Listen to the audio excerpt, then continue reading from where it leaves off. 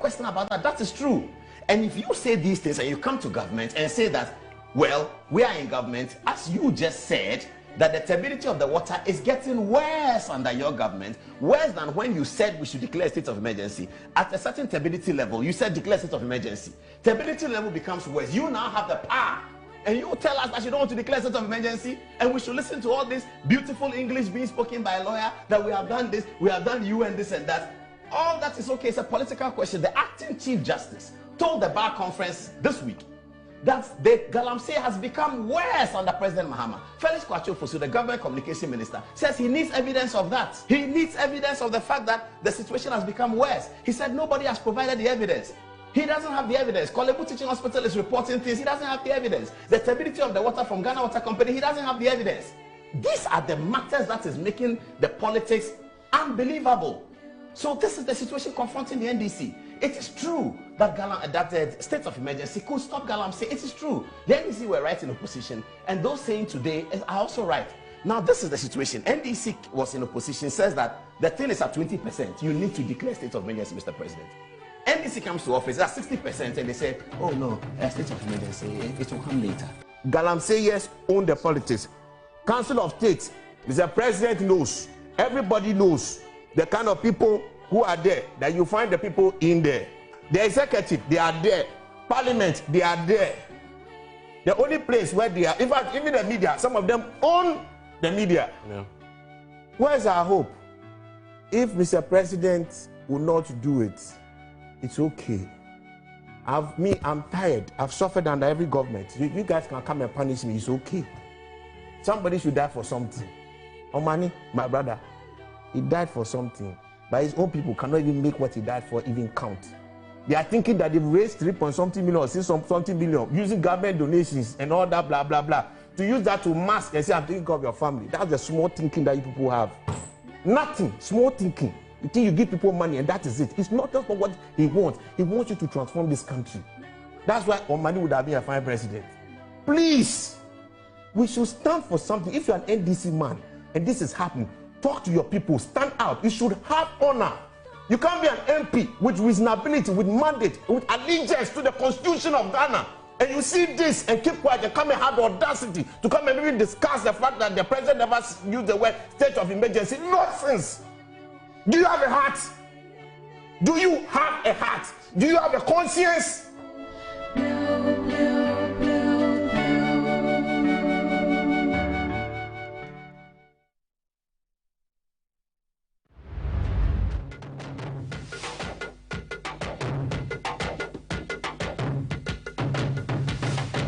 Good evening and welcome back to this edition of Good Evening Ghana. I'm Fati Banda. Tonight we are peeling back the layers of one of the most controversial documents in our recent history, the Ajapa book. We see Miracles Dennis Abuaje and Hamza Suyini clash over on the topic of nepotism. Miracles isn't holding back.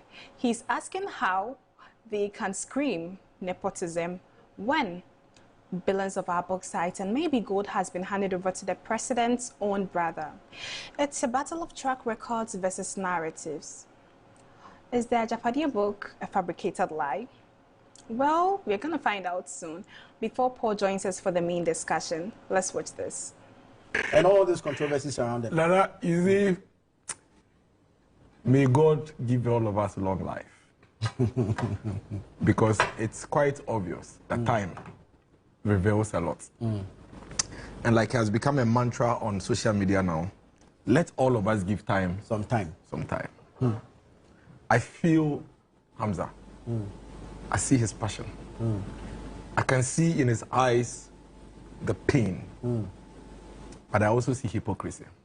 I also see inconsistencies. I also see pretense. Why do I say that? This morning, wherever Nana Bediutu Asante is, may God keep him for us.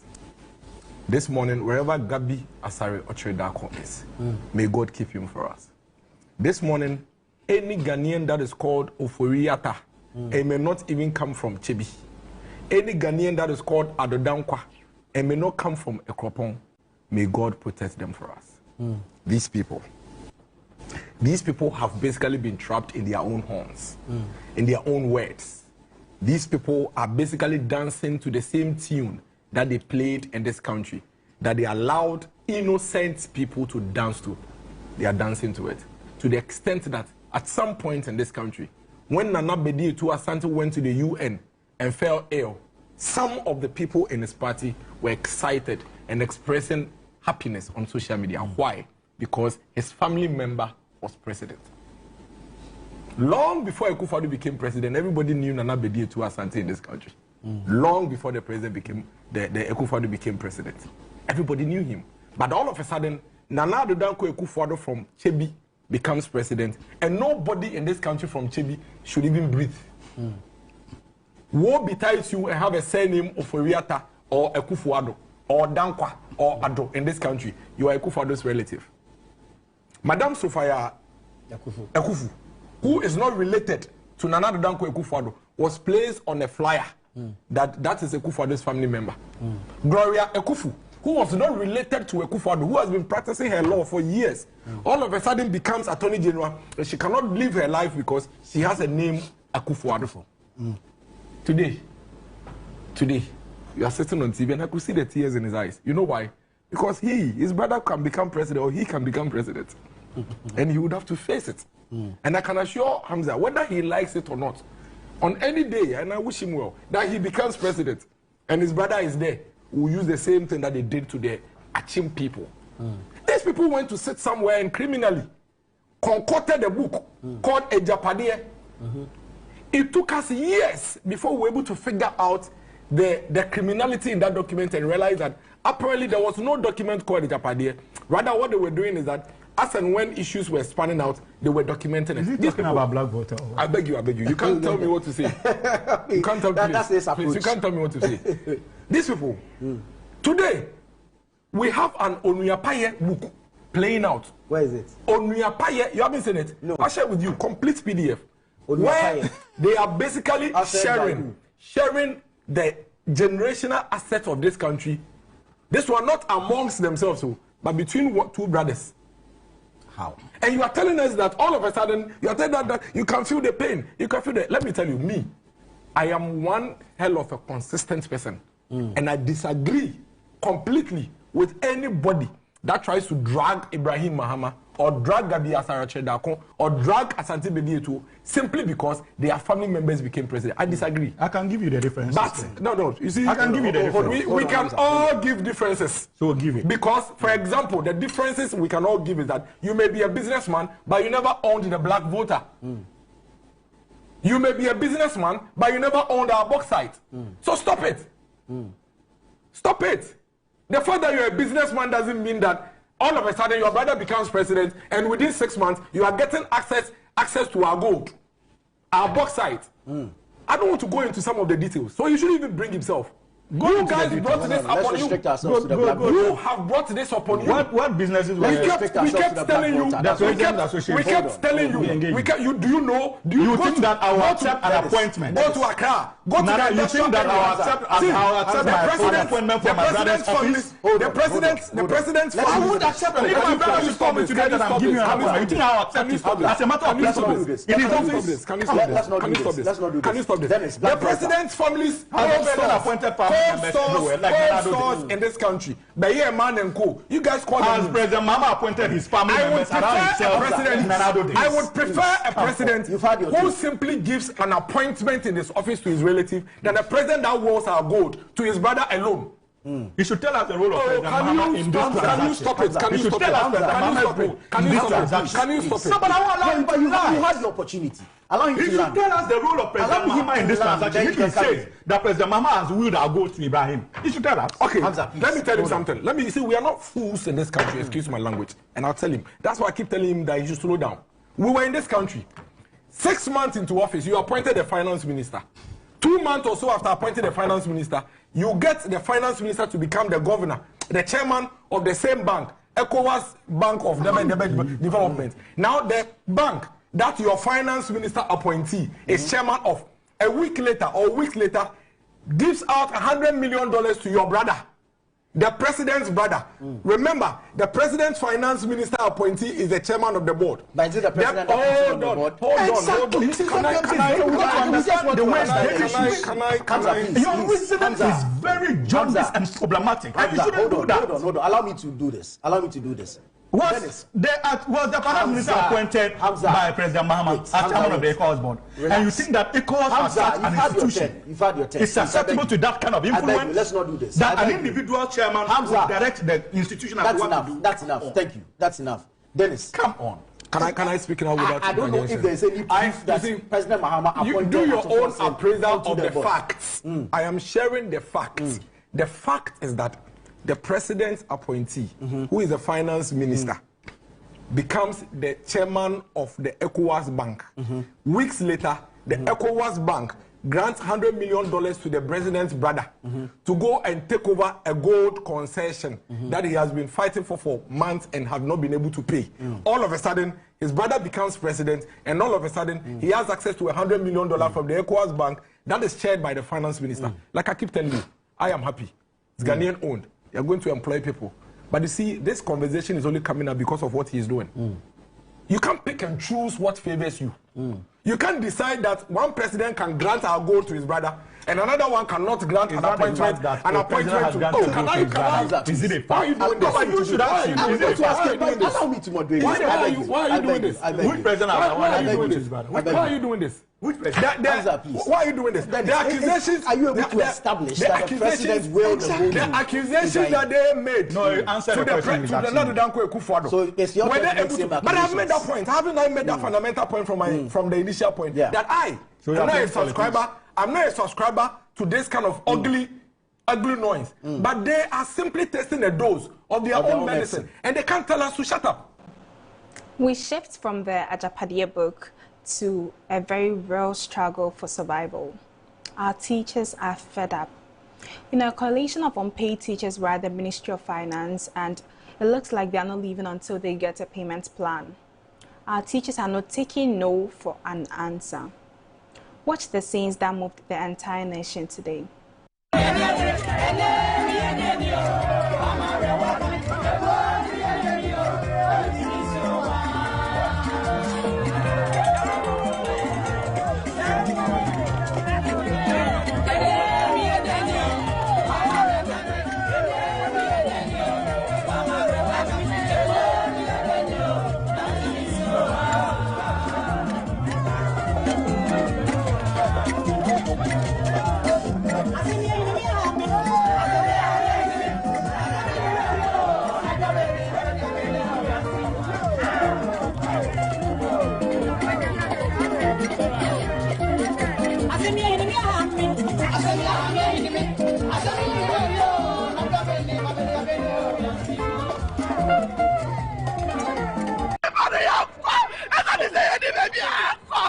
Me a Ghanaian, ya wumi ati Togo, me nya Lebanese, me nya Nigerian, me a Ghanaian mapa.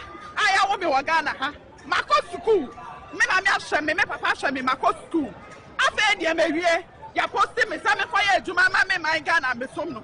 Afa dia ma ye adwuma afini etire, ene me yam ba. Na me be se me yam, me tra moto so e we kurase tu na me dia ko adwuma. Baby am ye adwuma. Baby, I make a son of Odia and a transfer me call baby and currency me age me. Make a high dying. In fact, cost of living over there has not been easy. Now soon through time and tin we had to move. Ya said I assume ya my Ghana. Ya Juma I finished today. Am I a back? Ya best from my penny and a pump for 1 why and I'm mucha a kakake. And I mean what's that way. If you're a friend, so or Jenna Isika, and it's a Isika no. Or in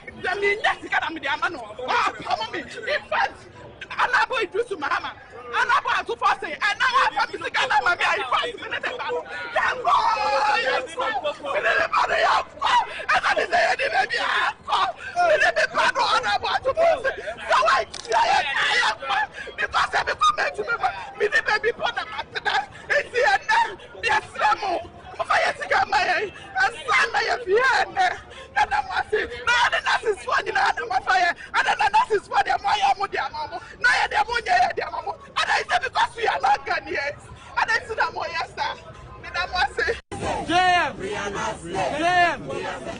Ato. We are not slaves. Ato. We are citizens. We are not slaves. We are citizens. We are not slaves. We are citizens. We are not slaves. Ato. We are citizens. Ato. We are not slaves. Jam. Teacher me, English Islamic. Yeah, Juma 14 months. Yeah, post here.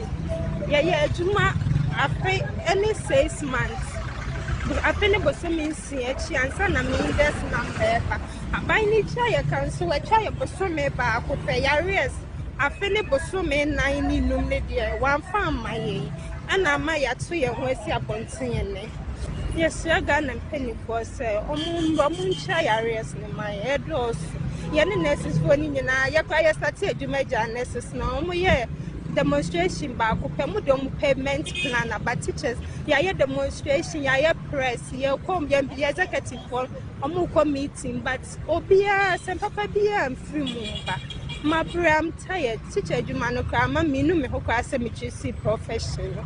Minimuna, medical, you mamma call NNC as early as 6 o'clock, by 7:38, no, my corner, circle school. Maybe me, I'm called maternity leave 3 months. My jammy bow of fear, message, radio, you know, move for your sicama. Yeah, I'm getting tired. My bread teacher, Jumananes, my bread. I'm on chair, sicama, and I won't try a sick and a scacket to a be. When you free gun, a sick and try a kind society, and it's something we've worked for. Yes, I am here, Juman. Yeah, Juman, and we deserve to be paid. I'm on chair, can you won't try and yes, wrong.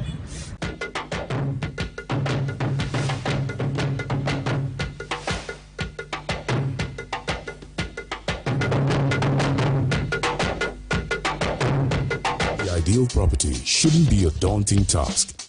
At MNC Properties, we believe everyone deserves a place to call home.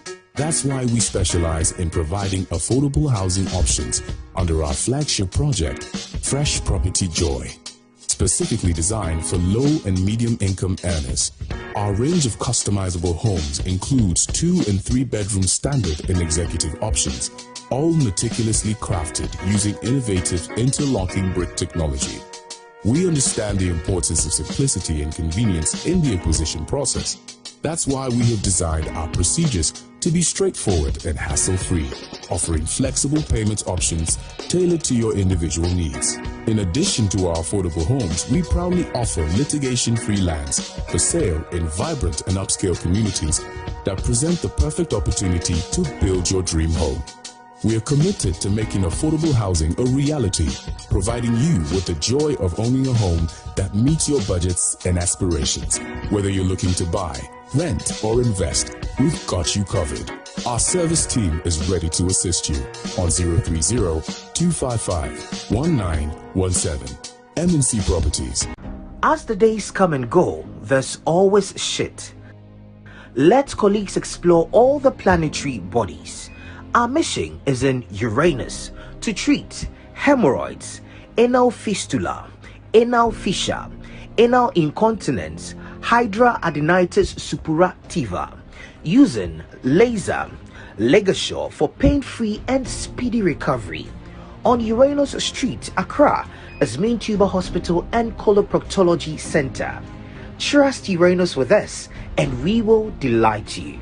Visit the Main Tuber Hospital today or call us on 0244 581 541.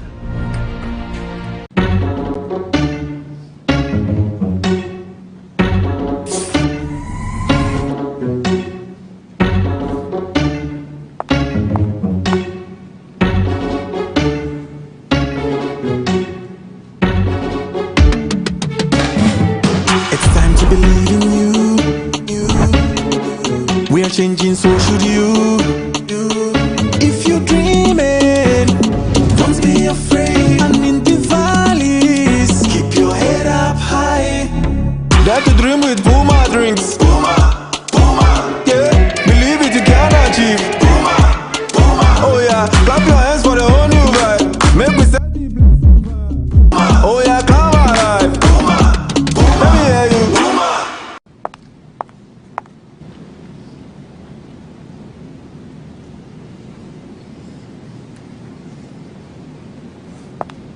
Puma drinks, a whole new vibe. Another quality product from Casa Precon. This advertisement has been vetted and approved by the FDA. Hey, Unia, new release in Yana. Kaya gum.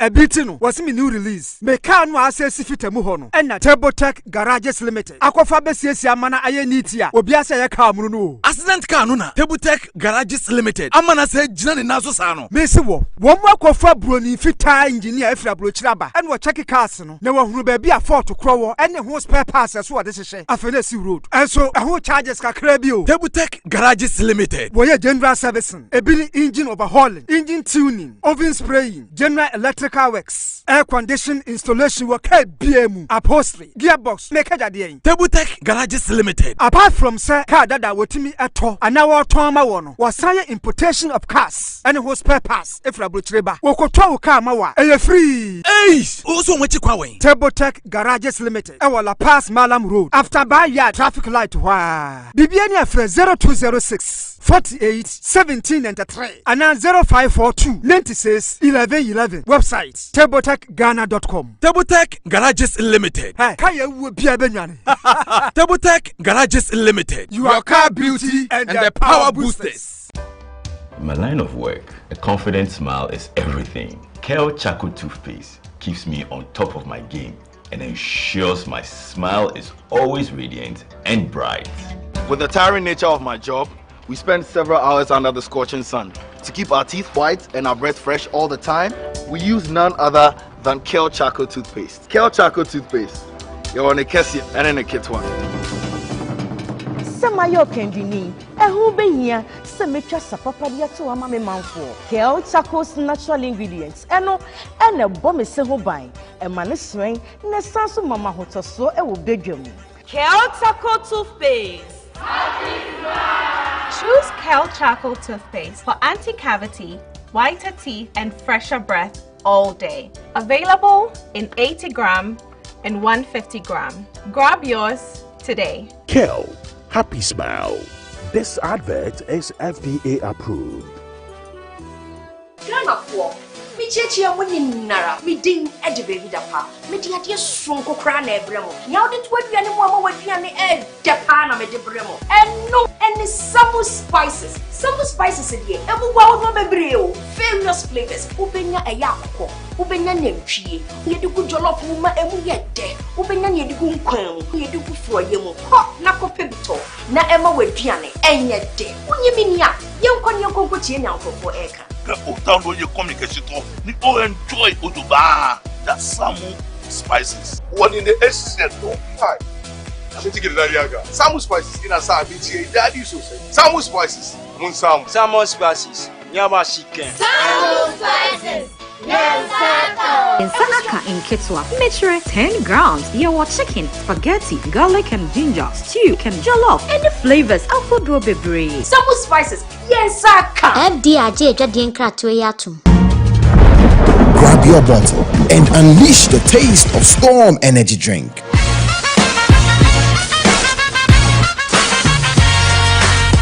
A bold flavor, a big attitude. Feel the vibe. Own the moment. It's your time to be different. Storm Energy Drink. Make your mark. Excessive drinking can be detrimental to health. Not recommended for persons under 18 years, lactating mothers, pregnant women, and people sensitive to caffeine. This advert is FDA approved. Can he tee up someone in red? And it goes to That's who goal for. What 5 champions league? You want to know? I be the real goat. Who is the goat? Ghana Jollof or Nigerian Jollof? Ghana Jollof has no co-equal. The smell alone. Oh my God. That shift. You two the lie, eh? Now the same stew when they use cook the rice and then they go put them for top. Hey, you are lying. Ghana Jollof.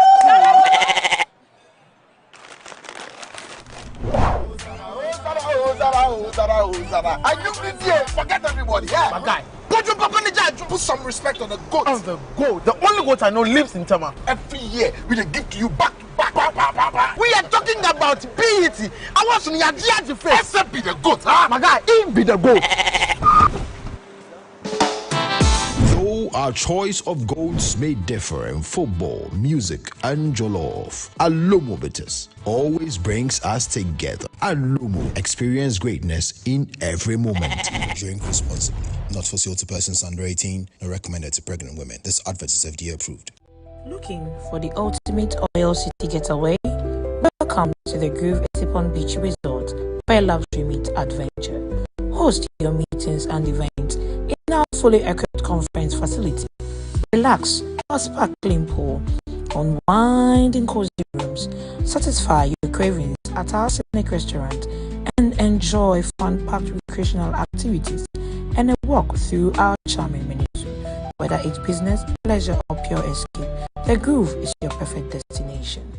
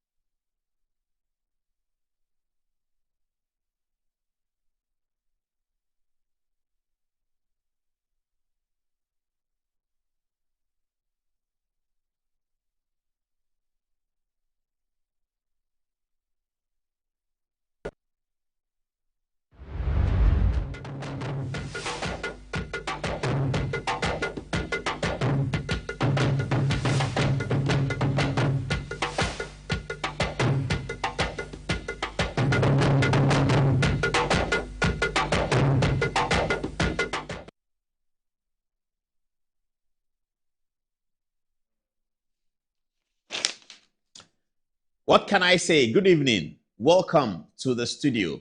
This is Good Evening Ghana. Tonight, there's fire on the mountain. As always, we will quench the fire.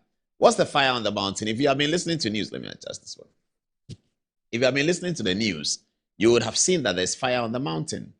On the day when the president was launching what he calls the primary health care, on the same day, teachers were demonstrating at the Ministry of Finance that they had not been paid. That's something international media would always have picked up, where a government is doing something that they deem positive, but at the same time, there's something very negative happening on the other side. But forget about that. That's not why there's fire on the mountain. That fire will come later. There's fire on the mountain because Dominic Ayine, the learned Attorney General and Minister of Justice, appointed under Article 88 of the Constitution, is flexing his muscles. There's enough evidence to believe that Dominic Ayine and shrimp-sized flex of muscles against the special prosecutor, the office of the special prosecutor, Kisi Ajapa, is because they have been offended by something Kisi Ajapa has done. We sort of have an idea of what Kisi Ajapa did, which really offended them. We'll talk about it tonight. And then also, we will talk about the pros and cons. What is the case for the Attorney General and those with him? What case are they making? What is the case for the OSP and those who are with him? What case are they making? What is the foundation of the legal gymnastics? Is there a gap? Is there a lacuna in the law? Is that what it is? The process of the law, did they ignore something to do? If it is so that this Kisi Ajapa, the OSP, has never had authorization to work, how come that Martin Amidu worked as the first OSP? We never heard about authorization of the OSP to work. Martin Amidu was chasing Ken Ofori-Atta, the finance minister. Martin Amidu was chasing after the deal, the Ajapa deal. It was from the government. Martin Amidu was chasing after it. He was preparing prosecution. We were never told that the office of the special prosecutor doesn't have the power. No attorney general, whether it was Gloria Ekufu, whether it was Godfrey Yebo Adame, no attorney general said that the OSP cannot prosecute. I mean, look at the situation, viewers. I'll come to that in some better detail, but let me just hint to you of what we're going to be doing tonight. We're going to put all that on a touch screen and do the juxtaposition. Martin Amidu was prosecuting something involved with the finance minister. This is precisely why Akufo-Addo set up the OSP. He went to the president, and the president said, Mr. Martin Amidu, you can prosecute, but you need to hear from the finance minister. So go to him and get his response. This is the office of the special prosecutor touching the finance minister. No attorney general said that you can't do that. Okay, move on. Then Martin Amidu got into bad blood with the government and he resigned. Okay. Then the government nominated another special prosecutor. At the time Martin Amidu resigned, many were those who told Akufo-Addo, and I speak to this as something that is within my personal knowledge and personal information. Many were those who went to Akufo-Addo and said to him that this is your opportunity. Martin Amidu has resigned. Collapse the OSP's office. Akufo-Addo said, no. Why should we collapse the OSP's office? We have come into government. We have come to add our bit to the anti-corruption fight. Everyone has said corruption is our problem since the Fourth Republic. Anti-corruption, anti-graft. There's SRAJ. It looks like they're not able to do it. We have come into government and we want to give a certain biting teeth to an organization that is anti-corruption. Why should we take advantage of Martin Amidu's resignation and then collapse the OSP office? There were many of his party people who didn't agree with him. I mean, I can mention names of people who didn't agree with him because I was there when the arguments were happening. You know, Akufo-Addo likes to open up discussions. So he's arguing with everybody. Everybody's there. He says, no, let me hear from you. That happened many times. So Akufo-Addo continued the office. Then came the situation. Who is he going to appoint as the next special prosecutor? Lobbying, of course, started. Lobbying went haywire all over the place. Eventually, Kisi Ajabin was chosen to become the special prosecutor. When Kisi Ajabin became the special prosecutor, he prosecuted the PPA boss. What's his name again? Is it Martin something? The PPA boss. AJ, my friend. Nice man. The PPA boss, Director of Public Prosecution, Public Procurement Authority boss. Kisi Ajabin touched him. Don't stop there. Wait a minute. Then Kisi Ajabin touched the Minister for Sanitation, Cecilia Adapa, in a document that the president found himself actually writing to accept Cecilia Adapa's resignation and telling her that I am sure that you will come out clean. We are in 2026. That was in 2023. Who came out clean and who didn't come out clean? But did the Attorney General at the time say anything about Kisi Ajabin needs authorization from me before he goes to talk to Cecilia Adapa, or Kisi Ajabin needs authorization from me before he goes to talk about Ken Oforiatta? No. Kisi Ajabin had the liberty to do his work. He was doing his work all the time. When this Attorney General went to vetting, Dominic Ayini went to vetting, the issue about the OSP came up. And he said that when he is passed by the parliament, he will sit with the OSP and discuss blah, blah, blah, blah, blah. Okay. And then in one of his press conferences, but that reminds me, Dominic Ayini has stopped the press conferences. So has he stopped? Oh my goodness. Dominic Ayini was doing press conference every Friday. Kobre Dubois has stolen money. National Service have stolen money. NDC lawyers came to him and told him that this is your press conference. You have to stop. One NDC lawyer who is a teacher at the law school, I won't mention his name, good friend of mine. He was teaching law students in civil procedure and the issue came up. And he went ballistic in the class against Dominic Ayini. Dominic Ayini was told, of course, he will hear his Attorney General, the people in the law class, they are 100 and something, he knows somebody. Dominic Ayini was told apparently he doesn't talk to that guy anymore. Yeah, I'm giving you filler. He doesn't talk to the guy anymore. When the guy told the class, and those who are watching who are in the class, they all know who I'm talking about. Very senior lawyer. He doesn't like being called an NDC lawyer, but I call him NDC lawyer. He's a good friend of mine. Very senior lawyer. He was asked that the Attorney General's press conference, how? And he told the law students that is the worst thing I've seen any Attorney General do. That is in direct contradiction of the work of the Attorney General. It is so bad. Then they went to tell Dominic that, hey, Charlie, Mene said your thing is terrible. He said, Charlie, the thing he said about you at the law class wasn't good. Dominic Ayini is not talking to the person. He's not talking to him anymore. The guy was shocked. He said, oh, I saw Dominic. He said, you go to tell me rubbish to students about me. He said, how is it rubbish? I am telling them that this your press conference you have been doing is not proper. And I've told the president, I hear that as a conversation. He said, I've told the president that this your press conference, you have to stop. Now he has stopped. Or hasn't he stopped? Please don't commit to Dominic Ayini that we are waiting for the next press conference. I will personally attend. It's been a while since I attended press conference. I'm bored. I want to attend press conference. I used to love press conferences, but it's been a very long time I was able to attend one. So the next Dominic Ayini press conference, I'm sitting there I'll be there early, 9 o'clock. I'll be there with my nose to ask questions. Dominic Aini's press. Hey, Ghana, we have suffered. Oh, we have suffered. Attorney General comes and he's doing propaganda. Easy. We have had Attorney Generals from 92. We have had them in 96, 2000, 2004. We have not seen anything like this before. One Attorney General arrives and propaganda machine Attorney General.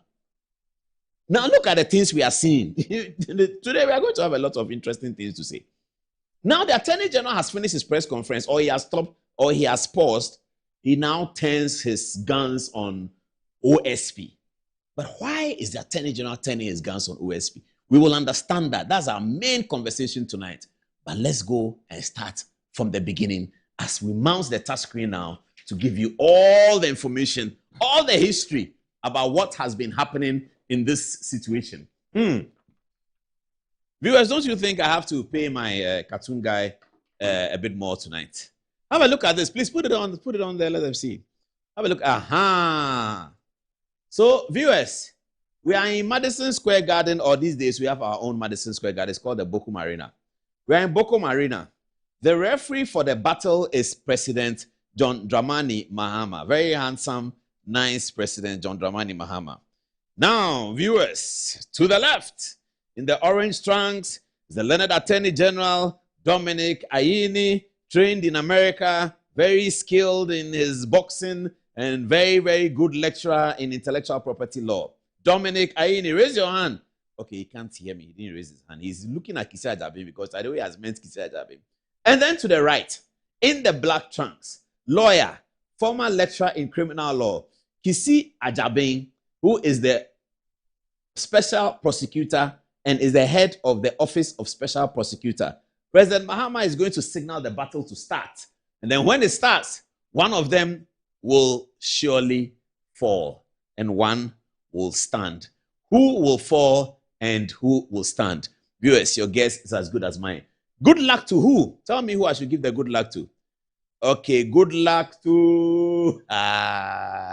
Take it off. Let's start the show. Okay, it's now 15 minutes top of the hour at 11. So let me just introduce the two special prosecutors we have had. Controversial Martin Amidu resigned from the office amidst disagreement that President Akufo-Addo is, what did he say, serpent of murder or something like that. Something he said. Up to today, we don't understand it. Serpent of corruption, murder, corruption. We still don't understand what he said, but he said it anyway.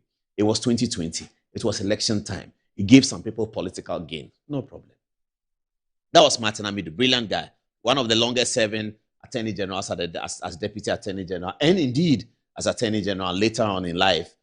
So one of the longest serving individuals at the attorney general's office. Okay. Now this Kisi Ajabe, who came in after Martin Amidu had resigned, and he came in with a lot of issues, which we spoke about. We are still talking about.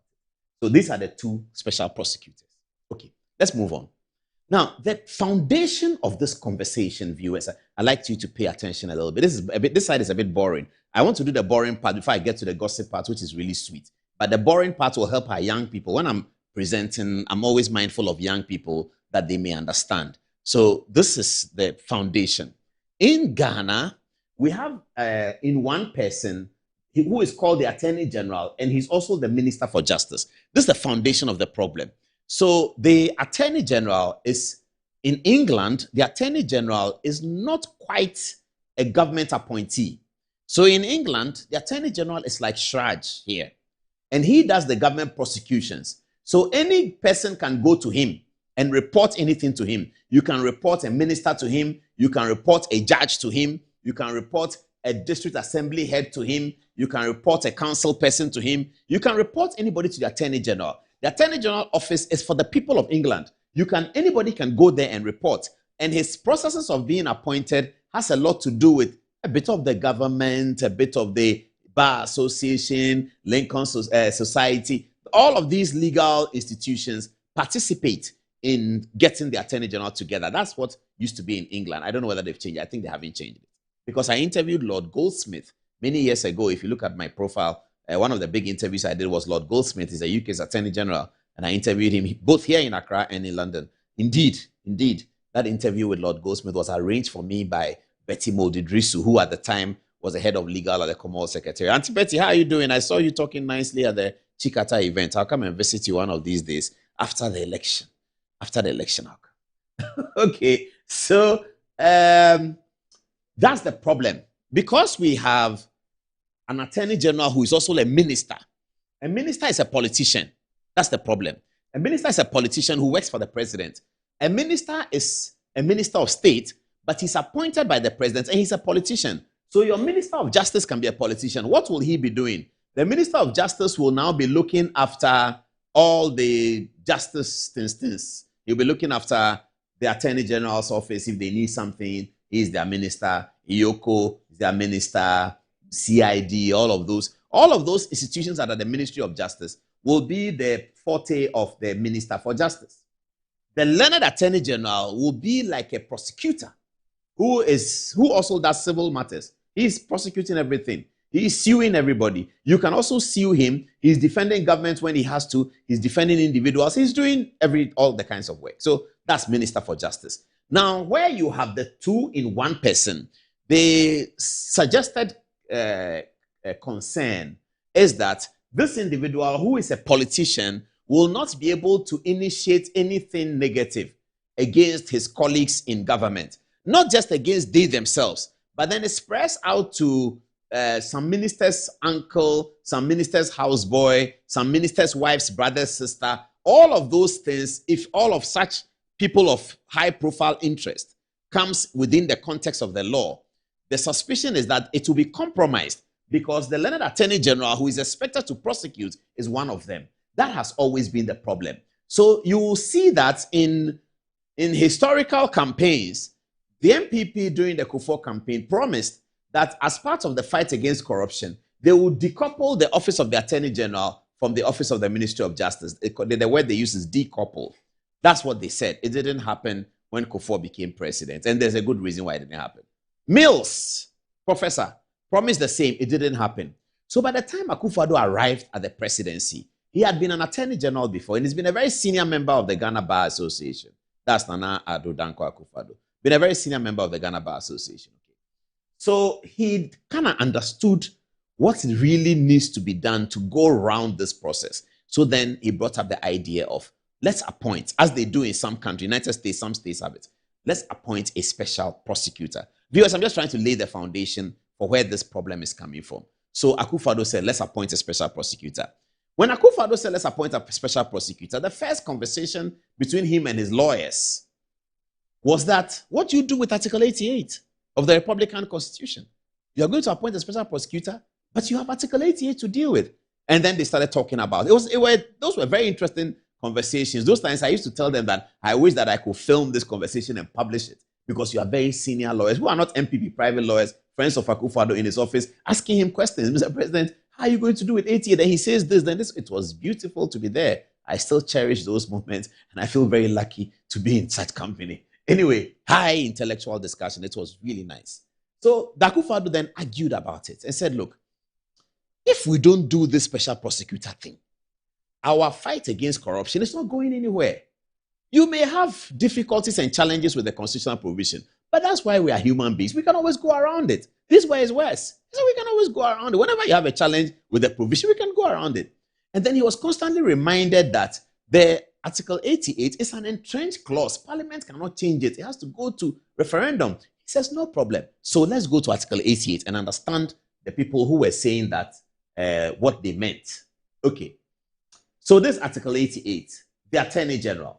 There shall be an Attorney General of Ghana who shall be a Minister of State and the principal legal advisor to the government. Now, I have to explain something about 88.1.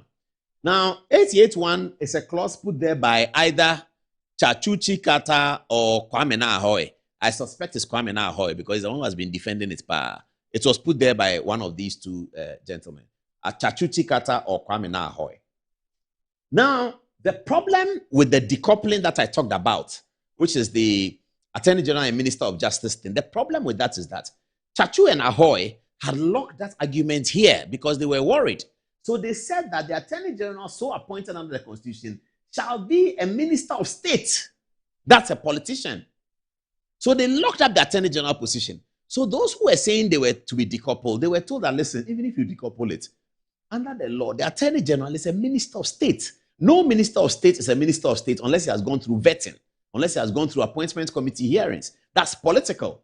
So you can decide to call somebody Minister for Justice and call another person Attorney General. But the Attorney General so appointed under 88, which is entrenched, that Attorney General is a Minister of State. This is what got Akufo-Addo to depart from the conversation that let's decouple. Because even if you decouple, here you are, you're going to have this problem. So that's Article 88.1. 88.2. The Attorney General shall discharge such other duties of a legal nature as may be referred or assigned to him by the President or imposed on him by this Constitution. Again, another problem. The Attorney General has conversations with the President and the job imposed by him by the Constitution.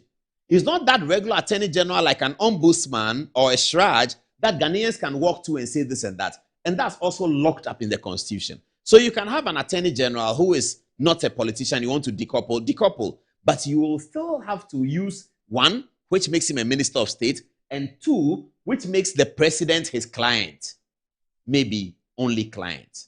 That's very important. But the Minister of Justice is also there. So let's move on. 3, the Attorney General shall be responsible for the initiation and conduct of all prosecutions of criminal offenses. That's the first problem. The Attorney General shall be responsible for the initiation and the conduct of all prosecutions or criminal offenses. How does that sound to you? So you can now understand where the difficulty is coming from. Why then do you have another person called OSP doing prosecutions? But let's go on. 4, that's Article 88.4. All offenses prosecuted in the name of the Republic of Ghana shall be at the suit of the Attorney General or any other person authorized by him in accordance with any law.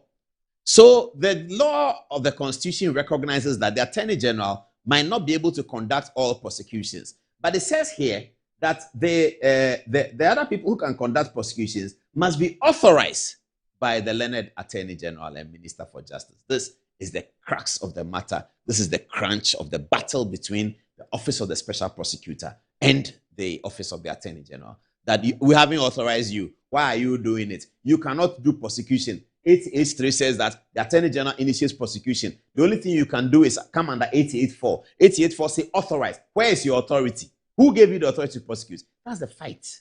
Let's go on and I'll show you where the hypocrisy is. This is the law of the Office of the Special Prosecutor. It's called Act 959, passed by Parliament. And Section 4 thereof says as follows. Section 4.1. Except as otherwise provided in the Constitution, the office is not subject to the direction or control of a person or an authority in the performance of the functions of the office. Fantastic.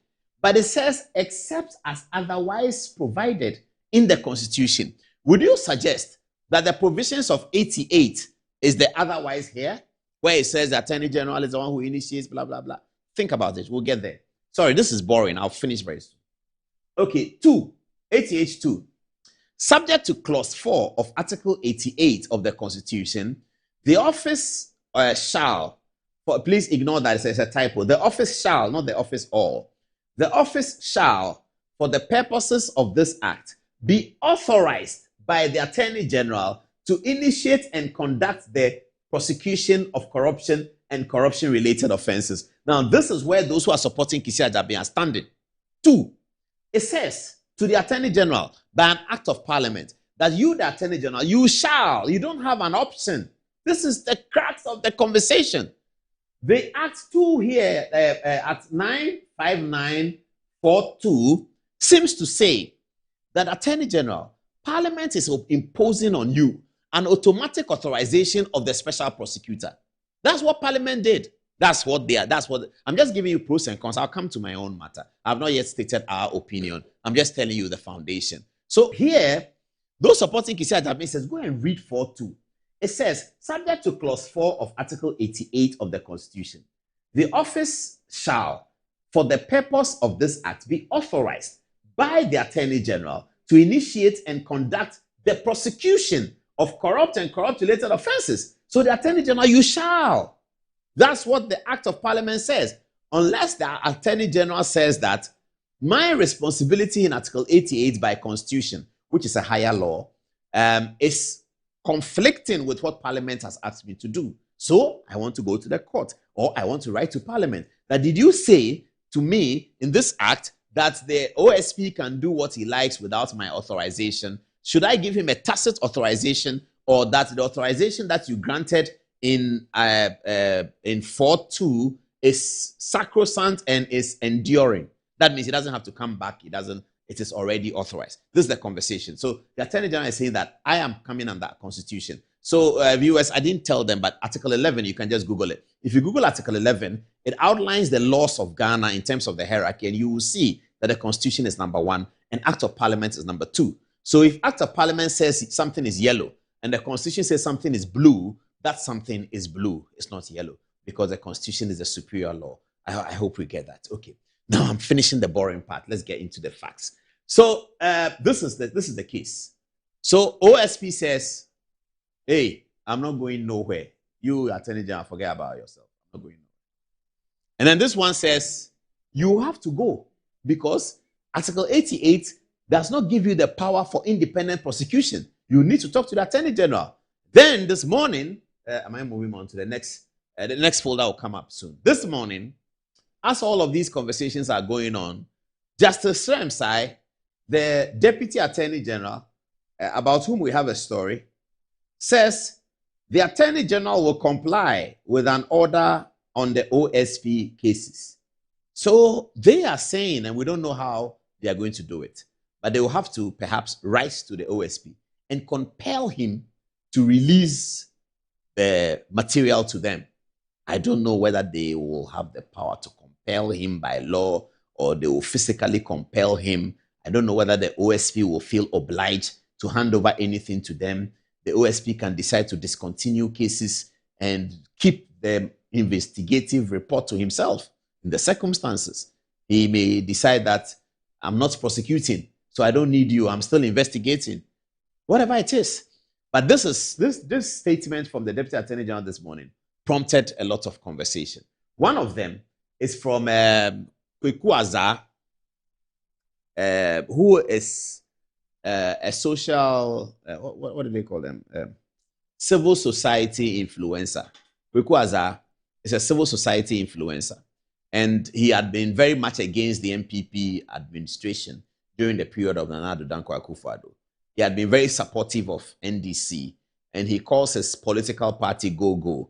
Kweku Azar and co are largely responsible for a lot of the shenanigans we saw in the Constitution Review Committee. They are largely responsible for those shenanigans. They are Ghanaians abroad. They want to by all means come to Ghana and become minister. They don't like if you're an American, you can't be minister, all of them. And they were fortunate to have one of them appointed as the chairman of the Constitution Review Committee, whose matter I'm going to talk about today. I'm talking about Dr. Kwesi Prempeh. He's a diasporan Ghanaian, teaches in American universities, is a lawyer in America, blah, blah, blah. So he's one of them. So they got him appointed as a chairman, and they had all their shenanigans done at that Constitution Review Committee they did. Okay, the jury is still out of what they did. We'll see what happens in future. But this is Kweku Azar. He says, I'm sorry, but I don't understand what my brother Justice Sai, who is also Deputy Attorney General, is saying. He states that the High Court has ordered his office to take over all OSP prosecutions until the OSP demonstrates it has the required authorization. The order arose from a challenge by an accused person, and he indicates he will comply and begin steps to implement the ruling. Let's analyze what my brother is saying. First, let's assume, for the sake of argument, that the High Court is right and that the Office of the Special Prosecutor requires express authorization from the Attorney General before prosecuting. Even on that assumption, my brother's present posture is difficult to defend. If authorization is all that is lacking, then most faithful response to the statutory scheme is straightforward. Issue the authorization.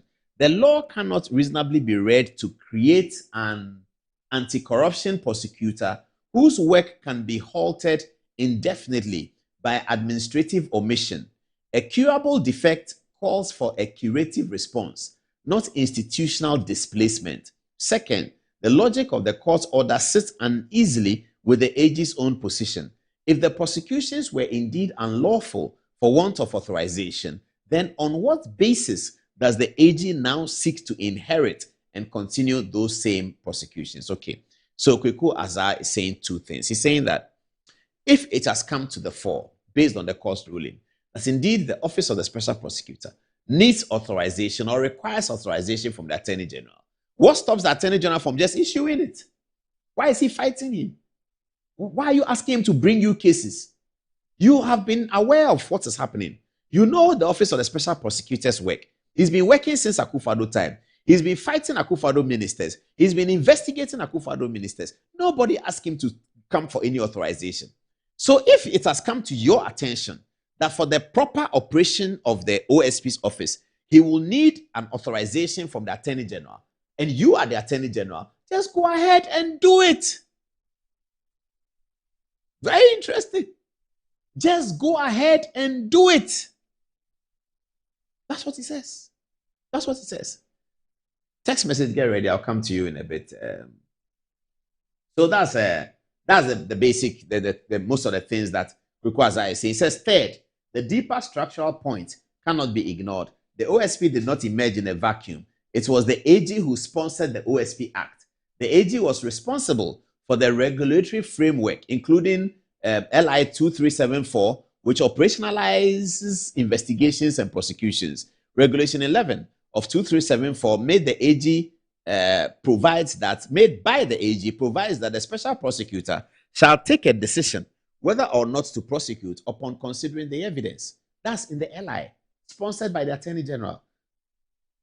And it was the Attorney General who nominated a special prosecutor, leading to a presidential appointment and a parliamentary approval. Now, I'll give you a bit more information.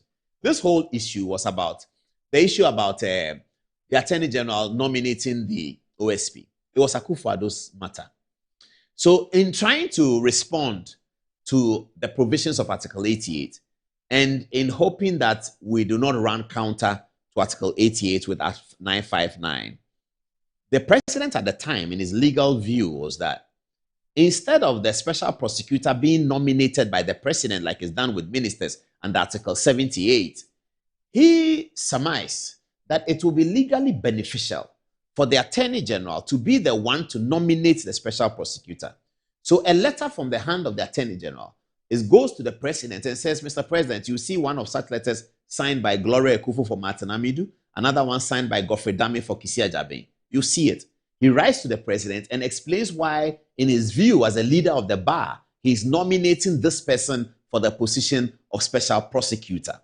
Indeed, beyond that, as Kweku Azar says, the Attorney General sponsored a legislative instrument, an LI. Now, these LIs govern how certain things work. So the LI will give some specification on how things work.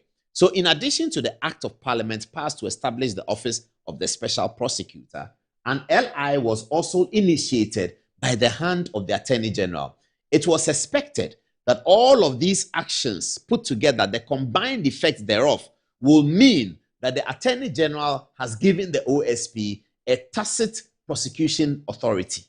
This is what it meant. Today, we are reversing the clock of time because an Attorney General has arrived who doesn't care about LI 2374, who doesn't care about Act 595, and is determined to seize the authority of the OSP. But why?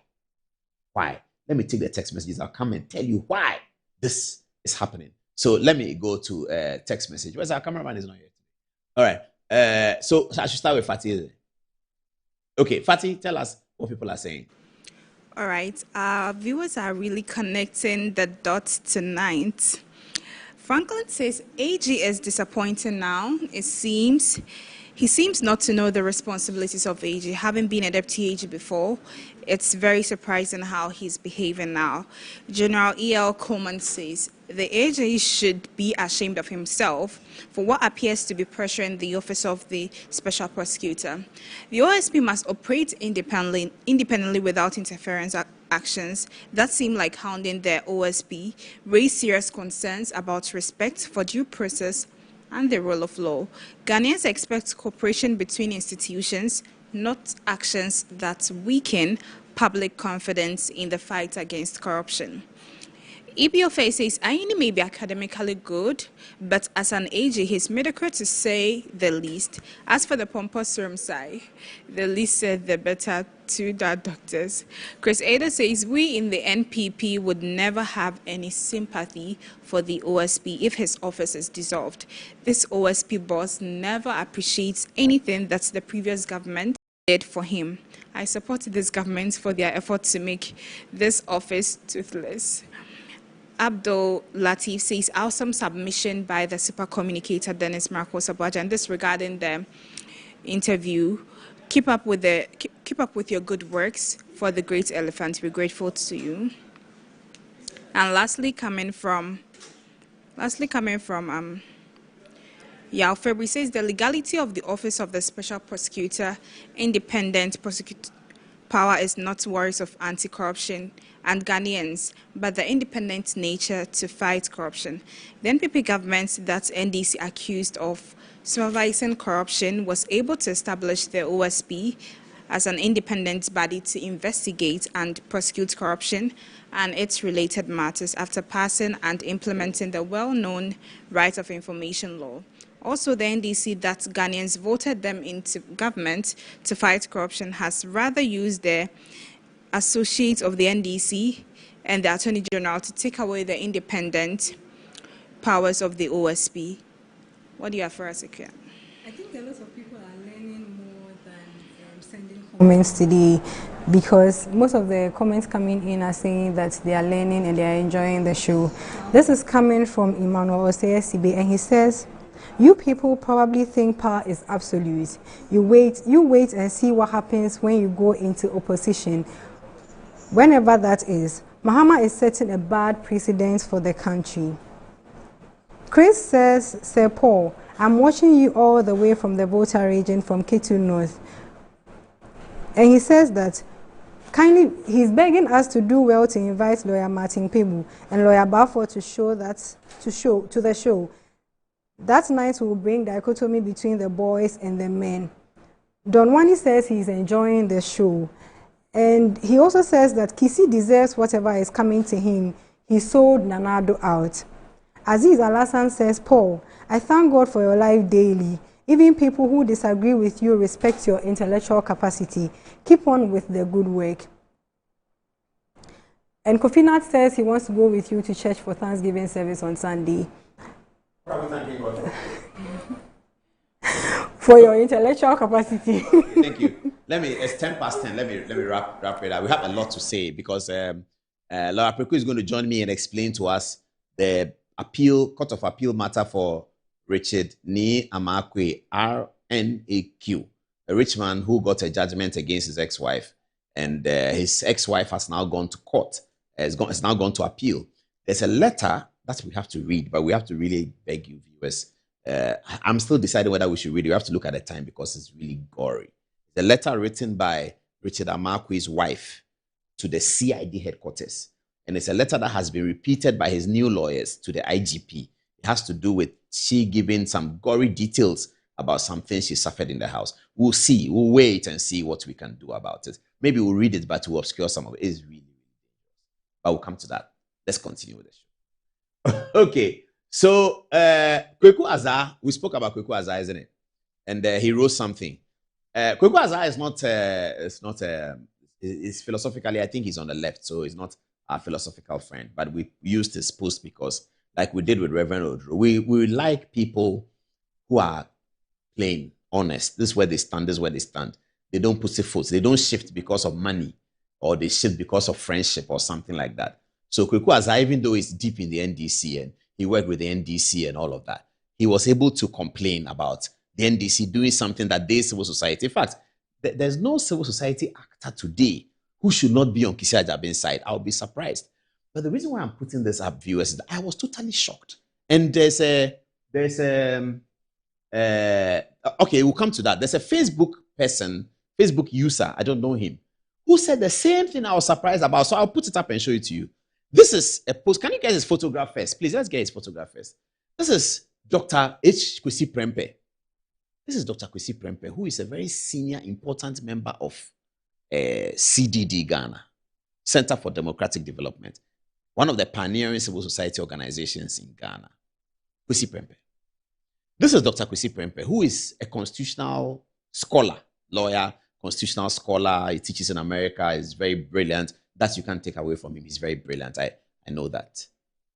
But this is Dr. Kwesi Prempeh, who was usually thought to be MPP because of his orientation and who his friends were, his very close friends. He had a very close association with Asante Bedie too and all that. So everybody thought he was MPP. And he has a big, good brain. In fact, I believe that Dr. Kwesi Prempeh was part of the brains consulted to create Act 959, the Office of the Special Prosecutor. I believe so. At that time, he was with ITLOS, wasn't he? He was one of those drafted by the MPP to come into the ITLOS event for an international law assignment. This is Dr. Kwesi Prempeh. This is how important he is. Important to the MPP and super important to the NDC. This is Dr. Kwesi Prempeh, who President Mahama, after civil society screaming for constitutional amendment, decided to entrust him with the whole constitutional amendment process. Professor Kwame Kari, who is much older and perhaps more experienced, was on the committee. But everybody agreed with John Mahama that Kwesi Prempeh should chair because of Kwesi Prempeh's brain and what he's been doing and what he's been saying. And his MPP likes him, NDC likes him. This Dr. Kwesi Prempeh. I was completely shocked to the bone and marrow that on Kisi Ajaben's matter, listen to what Kwesi Prempeh said. My goodness. I am shocked. He spoke like he's a blogger like me. Kwesi Prempeh says these things about a serious matter in this country like that. You see, that's what makes people say that, but why? You journalists, when they give you money, you can't think anymore. They always blast us like that. Civil society was not part of that conversation. It's journalists. Oh, journalists, they give you money, you can't think anymore. Small car they've given you, you can't think. Small money they've given you, you can't think. They gave you dollars, you can't think. Look at what Kwesi Prempeh is writing. Look at what he's writing about this serious matter, Kwesi Prempeh. He says, Mr. Special Prosecutor, please don't appeal. What is the meaning of he shouldn't appeal? Are we really serious in this country? This most important constitutional lawyer is advising the special prosecutor that this thing that has happened, this outlandish legal reasoning that has happened, we shouldn't appeal. He shouldn't appeal. Listen to the words of it. He says, please don't appeal and don't resign. Oh, don't even fight it in the media. Relax, cry. Go and you and your staff should just sit tight and collect your pay and pecs and spend your budget as planned, okay? That too counts as public service. Don't kill yourself over this. Country broke or no broke, we all day inside. And equally, of course, some Kwesi Prempeh. This is why we invested in you to be the head of. You were the head of the Constitutional Review matter. This evening, when Michael Kwe was talking about this matter, he cited Constitutional Review. You have just completed a very important constitutional exercise. People are thinking that there's a shift in the anti-graft campaign as a result of the Attorney General's exuberance in trying to press the neck of the OSP. And this is what you, of all people, chairman of Constitutional Review, Kwesi Prempeh, chairman, brilliant constitutional lawyer, this is your contribution? Oh, I'm disappointed, completely shattered. Is that your contribution? Don't even fight it in the media. Relax, cry. You see, it doesn't think we are joking in this country. Maybe he's joking in his office. We are not joking, oh, Mr. Kwesi Prempeh, Dr. Kwesi Prempeh. We are not joking. Where we have put you, we expect you to see something. Look at what Kweku Azar did. Kweku Azar too was with you in pushing the NDC agenda. But he's put out his point clearly. I respect Kweku Azar. I salute you this evening. But Kwesi Prempeh, you have to come again. There's a lot more you can say. Let's assume that this one was a teaser and that you are coming to say something. Let's assume that it was a teaser. We will not allow you to leave it here. Come and say who is right and who is wrong. You were just recently reviewing the Constitution. Didn't you see Article 88? What does it mean to you? You are a constitutional expert. You should relax, sit down, collect his pay. Money is about money, eh? Money, collect pay, money, so money. Oh, please. That too counts as public service. Kisi Ajame shouldn't do anything about it. Anyway, Kwesi Prempeh is a big man. I don't want to talk about him too much. It's just very disappointing and it's shattering when you see very senior people like that and look at the thing he's saying. So I thought I was the only one who had observed it. This man here MC Frank Quay, 6 hours ago, listen to what he said. He said, it is unfortunate to see such comments coming from someone with your distinguished background, Professor H. Kwesi Prempeh. Precisely. How can your background come and write these things there? Like you're a blogger like me. How is your background writing those things? Scholar, constitutional lawyer, big matter has come about constitutional interpretation, whether it's high court, whether all you can say is that he said, I mean, collect your money and be there and be happy. Oh, please. It is unfortunate to see such comments coming from someone with your distinguished background, H. Kwesi Prempeh. Having served as an executive director of the CDD Ghana since 2018 and contributed to both the Constitutional Review Committee and the Law Reform Commission, your current stance feels like a contradiction. While the Attorney General's actions may be intimidating and ridiculous, this advice undermines the very patriotic values you've spent your career defending. You can't all ignore our values because of another's parochial interest and our emotions. This should be coming from the average Ghanaian. That's what I was saying. Kwesi Prempeh cannot write that and get away with it. He should take his pen, come back on social media and explain to us what has happened. That is his moral responsibility, and he has to do it. Can't come and be telling us, you don't want to talk, go and take. Then they will come and now blame all of us that because government has paid you money, you don't want to talk about government. That's what they will say. And they're always spoiling our name. That's what they will say. Oh, journalists and civil society, they've given you money, so now you can't talk. Look at Kwesi Prempeh, look at what he's saying. Oh, as for journalists, they've given you money. Every day they've given us money so we can't talk. And then you look at Frank Quay is not going to respect us anymore. MC Frank, he's not going to respect us. He will think that they've given us money. When they give us money, they give us money. Money. Because you ask the OSP that collect your money. What money? Money? Why? What is money? Is it public service money? Bah. Oh, Professor Mike. Now let me come to the reason. I told you I was going to tell you the reason why. Let me come to the reason why. Please, let's start with the reason why before we come to this. Mahama Ayariga. One day, Kisi Ajapa was doing his work. This is the reason why this is happening. This is the gossip part. Kisi Ajapa was doing his work. Nobody was stopping him. He was arresting everybody, me included. Nobody stopped him. Nobody said anything. They are happy. They're happy. Then one day, Kisi Ajapa, in pursuit of his agenda and his work, arrested Martin Pebu on 3rd December. OSP detains Martin Pebu at NIB facility in Accra. That was the day everything changed. When the OSP demonstrated that he's not just after MPP people, he is also after any Ghanaian who is pursuing corruption, whether you are NDC or MPP. Martin Pebu became for himself a high-profile NDC, apparatchik. He became a high-profile NDC apparatchik during the campaign of 2024. He became a high-profile one and was marauding all over the place and very excited that NDC had won the election somehow. Fair enough, you can give that to him, no problem. So when Kisi Ajapa picked Martin Pebu and stopped him from the things he was doing, then the NDC noticed that, hey, Charlie, there's a problem here. They are not going to sit down. That's what the conversation. So they are not going to sit down like MPP for this OSP to become a marauding all over the place, sitting on a high horse and riding into everybody's corner. They are not going to allow that. They are going to blow him out of space. He thinks that we are MPP. That's what they were saying. He thinks we are MPP. You see what we'll do to him. How can you go and arrest Martin Pebu? Okay, so flip it. What happened next? On 10th December, Mahama Ayariga, majority leader, Dafia Makpo, majority chief whip, draft bill to scrap OSP. This is the agenda. This is the agenda. So because Martin Pebu was touched by the OSP, the NDC decided to now go after the OSP. And the easiest way to do it was that they had majority of numbers in parliament. Just bring back as 959, Charlie, remove it. That's what OSP is gone. And no less a person than the majority leader. The two most important people in the NDC side of the thing is the majority leader and the majority whip. The majority leader and the majority whip put up a bill together. That bill was going to succeed because it's coming from the bosses. So all NDC were going to vote for it. And they knew that would be the end. They'll finish OSP. And then international civil society, international organizations began to prevail on the president. Mr. President, this is bad. Mr. President, you can't do that. Mr. President, you can't let this happen. Mr. President, your predecessor was there. OSP did everything against him. OSP went after his ministers. OSPs went after his finance ministers. Never once did he tell Chairman Sabonsu and Alex Afenyo-Markin to put up a document to remove the OSP Act. Never once did he do that. Mr. President, you can't do this.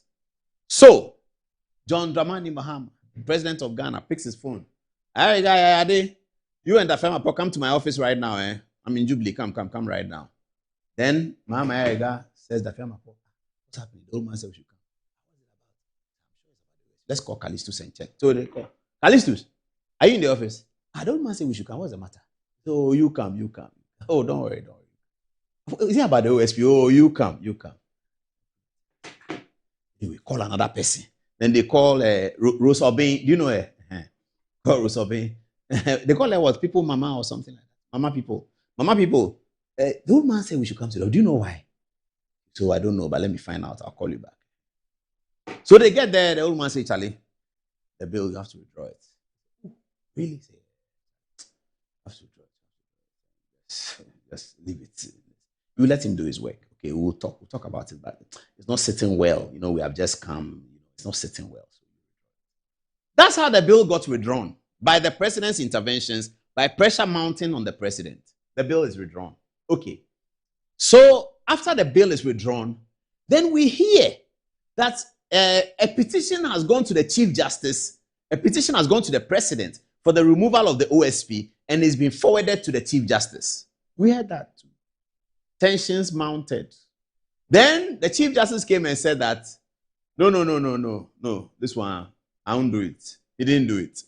So the crux of the matter is that the National Democratic Congress is getting worried that this OSP guy, the same way he was attacking Akufo-Addo ministers, if they are not careful, this big push is coming, this is coming, corruption is coming, this is coming. If you are not careful, you will go and have some silly MPP guy petition the OSP about big push. And then before you see, he's hauling Kwame Abuja and detaining him. And, hey, this boy, if you don't deal with him, Charlie, there will be a problem. So, Srem Size Jr. goes to the Supreme Court seeking a declaration that the OSP cannot prosecute on his own. That is still there. It's hanging. The OSP has lost the first round because the Supreme Court says that he cannot join the matter as an interested party. He's lost the first round. So that's hanging. Whilst that was hanging, somebody then who is being prosecuted by the OSP files a co-warranto, that's what they call it, at the High Court. That is to say, declare your warrant. And then the OSP loses the case because the High Court judge, whose ruling I hear has just come in this evening, Nyandu, then says that, no, by you, OSP, you don't have prosecution powers. Attorney General. Justice Nyandu, if you don't know him, I know him. He is the same judge who was doing the Kwabena Eduboahim matter. Do you remember him? Yes. He's the same judge who was doing that. He's now been taken off that case. Another person is doing. So that's Justice Nyandu. He it was who gave this ruling. Now, for you to understand my points, viewers, let's have Martin Pebu. What's Martin Pebu saying about this? Martin Pebu, he says, High Court stripping OSP's prosecutorial powers is a sweet decision. Martin Pebu says, it's a sweet decision. Because Martin Pebu is the beginning of all of this. And the NDC are determined to tell the OSP that they are not as tolerant as MPP. If MPP, they are lawyers and they are afraid of court and law. And hey, we are soldiers. If you do, you see what we'll do to you. You can arrest Martin Pebu, then you come and receive it. You think we are Sisi Adapa, that you can go to Sisi Adapa's house with drones and come and show, you take our minister and say our minister is corrupt, and you come and talk about the president. We have only 4 years to run another election. You think you can come and spoil our fortunes like you did MPP. We will never allow you. That's the matter. That is the matter. So the MPP, NDC lawyers are garnered on this matter that if you don't stop this guy, NDC ministers are afraid because they remember Ken Oforiatta, Martin Amido and Ken Oforiatta. They remember Kisi Ajabe and ABAJ. They remember Kisi Ajabe and Sisi Adapa. Kisi Ajabe was able to freeze Sisi Adapa's account. Sisi Adapa was a minister of state, minister for sanitation for the president and the Republic of Ghana. But that's the law. The law, as they say, is the law. You have to allow the OSP to do his work. If you are innocent, you will come out innocent. Cecilia Dapa came out innocent. So let the OSP do his work. NDC say we don't allow people to come and be doing what work, so that they'll come and say that Kwame Aboja has taken 73 billion and they are investigating. Then they'll say, Kwame Aboja, come to OSP at 4 o'clock. Then you go, they say bail, 2 houses, you don't have. Hey, we will not allow that. This Kisi Agabe will finish him off. Who does he think he is? He thinks we are MPP. This is the matter. This is the conversation. Nothing more, nothing less. Now there's a story. Okay, I've ended this one. You can end the video. There's a story that I'm coming to. And these are the stories that when you hear, then you understand why Attorney General doesn't want OSP. I'm coming to break it here. There's some $913 million inside the offering is coming. $913 million. It's a story. Now, when you hear stories like this, you understand why somebody doesn't want the OSP to work. Let's take text messages. When we come back, or do we have a break? I know we'll take the break later. But let's take text messages. When we come back, I'll tell you that story. It's about Dominic Ayini, Seremsai, and an international mogul business. I'll tell you about it in a minute. Ekwa first, yeah? Okay, Ekwa. Thank you, Paul. And this is coming from K. Ofe, and he says, generally, I do not support nepotism. However, as a country, we need to be careful about how we handle opportunities involving individuals who have relationships with politicians. We must avoid situations where people's lives and livelihoods are effectively cut short simply because their relatives enter public office. There should be an objective, fair and legally grounded framework for managing such cases. One that protects integrity while also ensuring that individuals are not just unjustly disadvantaged. Coming from Mantibia, she says, Paul, your understanding and appreciation of our law is really impressive. You've done yourself and Ghana a great disservice by not becoming a lawyer. So unfair. Sheila Efifa says, Kweku Azar makes it seem as if the authorization of the OSP's work should be automatic. I doubt that is what was intended by the statute. My view is that the AG has to actually make a determination as to whether the said authorization should be granted or not. Of course, this discretion will possibly create corruption problems, but we cannot change the intended meanings because we do not like it. We have to change the law. Fatih. Right. Thank you, Akia. So Sami Boache says, the critical issue is that they have stripped all his powers so that the corruption will germinate again. And it tells you clearly that NDC has nothing to do to fight corruption. They came to create, loot, and share with their families. But God is watching them. 2028 is pregnant. Regards to someone will say, the Eastern Regional Youth Organizer, hopeful. Ibi Ofe says, I feel genuinely embarrassed by Kwesi Prempeh, but not the least surprised. The God of Nanado, who he is, undermined is working and will continue to shame them all. There's a conversation going on between Masahood and Dashtin Kun. He says, wonders shall never end. Some few months ago, Paul was calling out the OSP, and then now, he's speaking for him. And then Saf says, Paul wasn't against the office, but its operational tactics. Please revisit his comment. And then I have this from, what's happening? I have this from Mohammed. It says, but isn't clause 4 clear on the authority of the OSP? Yalfurbi also says a lot of the corruption cases that the OSP investigated and prosecuted under the NPP government against its appointees, the NDC used them as a campaign message that the NPP is a corrupt government. So the leaders of the majority MPs, the Speaker of Parliament and the Attorney General are thinking the NPP is going to use the corruption cases against the appointees of the government that the OSP is investigating to criticize and campaign against the NDC. I have to read this one because it's so heavy on conflict. It's about the demonstration. And Gariba says, I'm sorry for the teachers in Ghana. The ingratitude of some of our teachers is coming back to hit them hard because President Nanado brought back nurses and teachers' allowances and increased teachers' salaries up to 30%. Yet some of these teachers voted against the NPP and now they are suffering. Mahama's government couldn't pay teachers' arrears in 2013 to 2016 after working for 2 to 3 years. Only 3 months of arrears were paid to the teachers in Ghana. I therefore advise teachers not to be surprised under the presidency of John Dramani Mahama. Did you see the videos? I saw the videos. It was so sad, honestly. I think one that got me very emotional was the mom who, had to leave her kid home, to come and demonstrate. Work and hasn't been paid. We just hope the government pays them. We hope so too. Yeah. Anyways, back to you, Paul. Okay, thank you very much, viewers. And I saw something on my phone today that I've not seen in a very long time.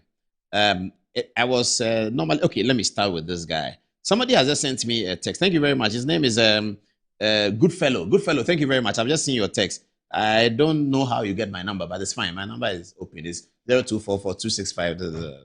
All right. So Goodfellow sent me I love these viewers, yeah? Goodfellow has sent me the Hansard, the parliamentary Hansard, on the day that the OSP bill was passed. And he says that I should look into the Hansard. Dominic Ayeni was the ranking member, the Attorney General today, was a ranking member of the Constitution and Legal Affairs. He says I should look at the Hansard and see whether he disagreed with anything. And so where is all this coming from? Anyway, we'll get more into that. But I was going to say about the flyer. Our flyer today, when we put it up, I usually like to read the comments about when we put up the flyer to look at how people are checking us out, whether they are liking the flyer or they are not. And in today's flyer, I saw something that I've not seen in a very, very long time. I just want to open it and read it for you. One of the comments under the flyer was several, not one of them, several. Okay, somebody says the judge's name is Nyadu, not Nyandu. Okay, thank you. Correction noted. In the flyer today, a lot of people said that I don't have light. I don't have light. I can't watch you today. I don't have light. Your artwork is beautiful. I don't have light. Dogs in opposition always backing. I don't have light. I don't have light. What's happening? Is there a problem? It's been such a long time. I used to see that often, days past, years gone by. But I know why people didn't have light. Well, in Teshi there was some small light off, but yesterday Teshi was okay. I think Nongatu was okay. But I don't know why people are saying they don't have light. They don't have light. Okay, let's continue with our show. Please get light because for the rest of the year we need the show. Before the World Cup, we have a lot of stories to do. All right. Thank you very much. These are the two hottest men. They are hot more than anything else. I saw the body language today at the 150th anniversary. Oh, me, I was hiding somewhere. Nobody saw me. I was hiding somewhere and I was observing Stremsai's body language. So Stremsai was sitting, he made sure he sat by Justice Scott Gabriel Poamai. So he was sitting by Justice Poamai. And then from there on were opponents, Michael Kwe and so on. I saw his body language sitting there. And I heard the lawyers whispering and gossiping. Madam, Mr. Stremsai, actually, what the lawyers were saying about you at the back at today's event. Yo, me, I won't say anything. I won't tell you. Gossiping about you, but the things they were saying about you, not all that is very nice. So please know that whilst you are Deputy Attorney General, some people at the bar, Charlie, they're talking about your better half and Charlie, a lot of things. Anyway, that's not my matter. Let's deal with it. So there's a guy. Where is the story? No, the mine is not the story, the claim story. No. Dominic Ayeni. It will come. All right. Yeah. So there is a very interesting matter that has happened. And somebody has put something on social media. We'll look at it as well. But you have to change Dr. Prempe because the video will be confusing. Let me wait and let them do the change. All right. Okay. So, do we take it here? Okay. I'm just going to read it. Just going to read it.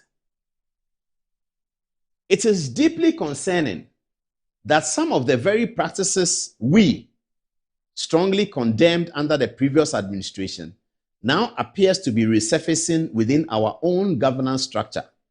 This development raises serious questions about consistency and commitment to reform. This NDC person writing, civil society groups and many neutrals voted, rallied behind us, and played a crucial role in bringing us into power. To see similar patterns emerge under our watch is not only worrying, but risk eroding the trust and the goodwill that secured our victory if drastic measures are not taken. We cannot promise in our manifesto to strengthen anti-corruption institutions like the Office of Special Prosecutor, only to appear to weaken their prosecutorial powers and independence once in government. Such contradictions damage our credibility.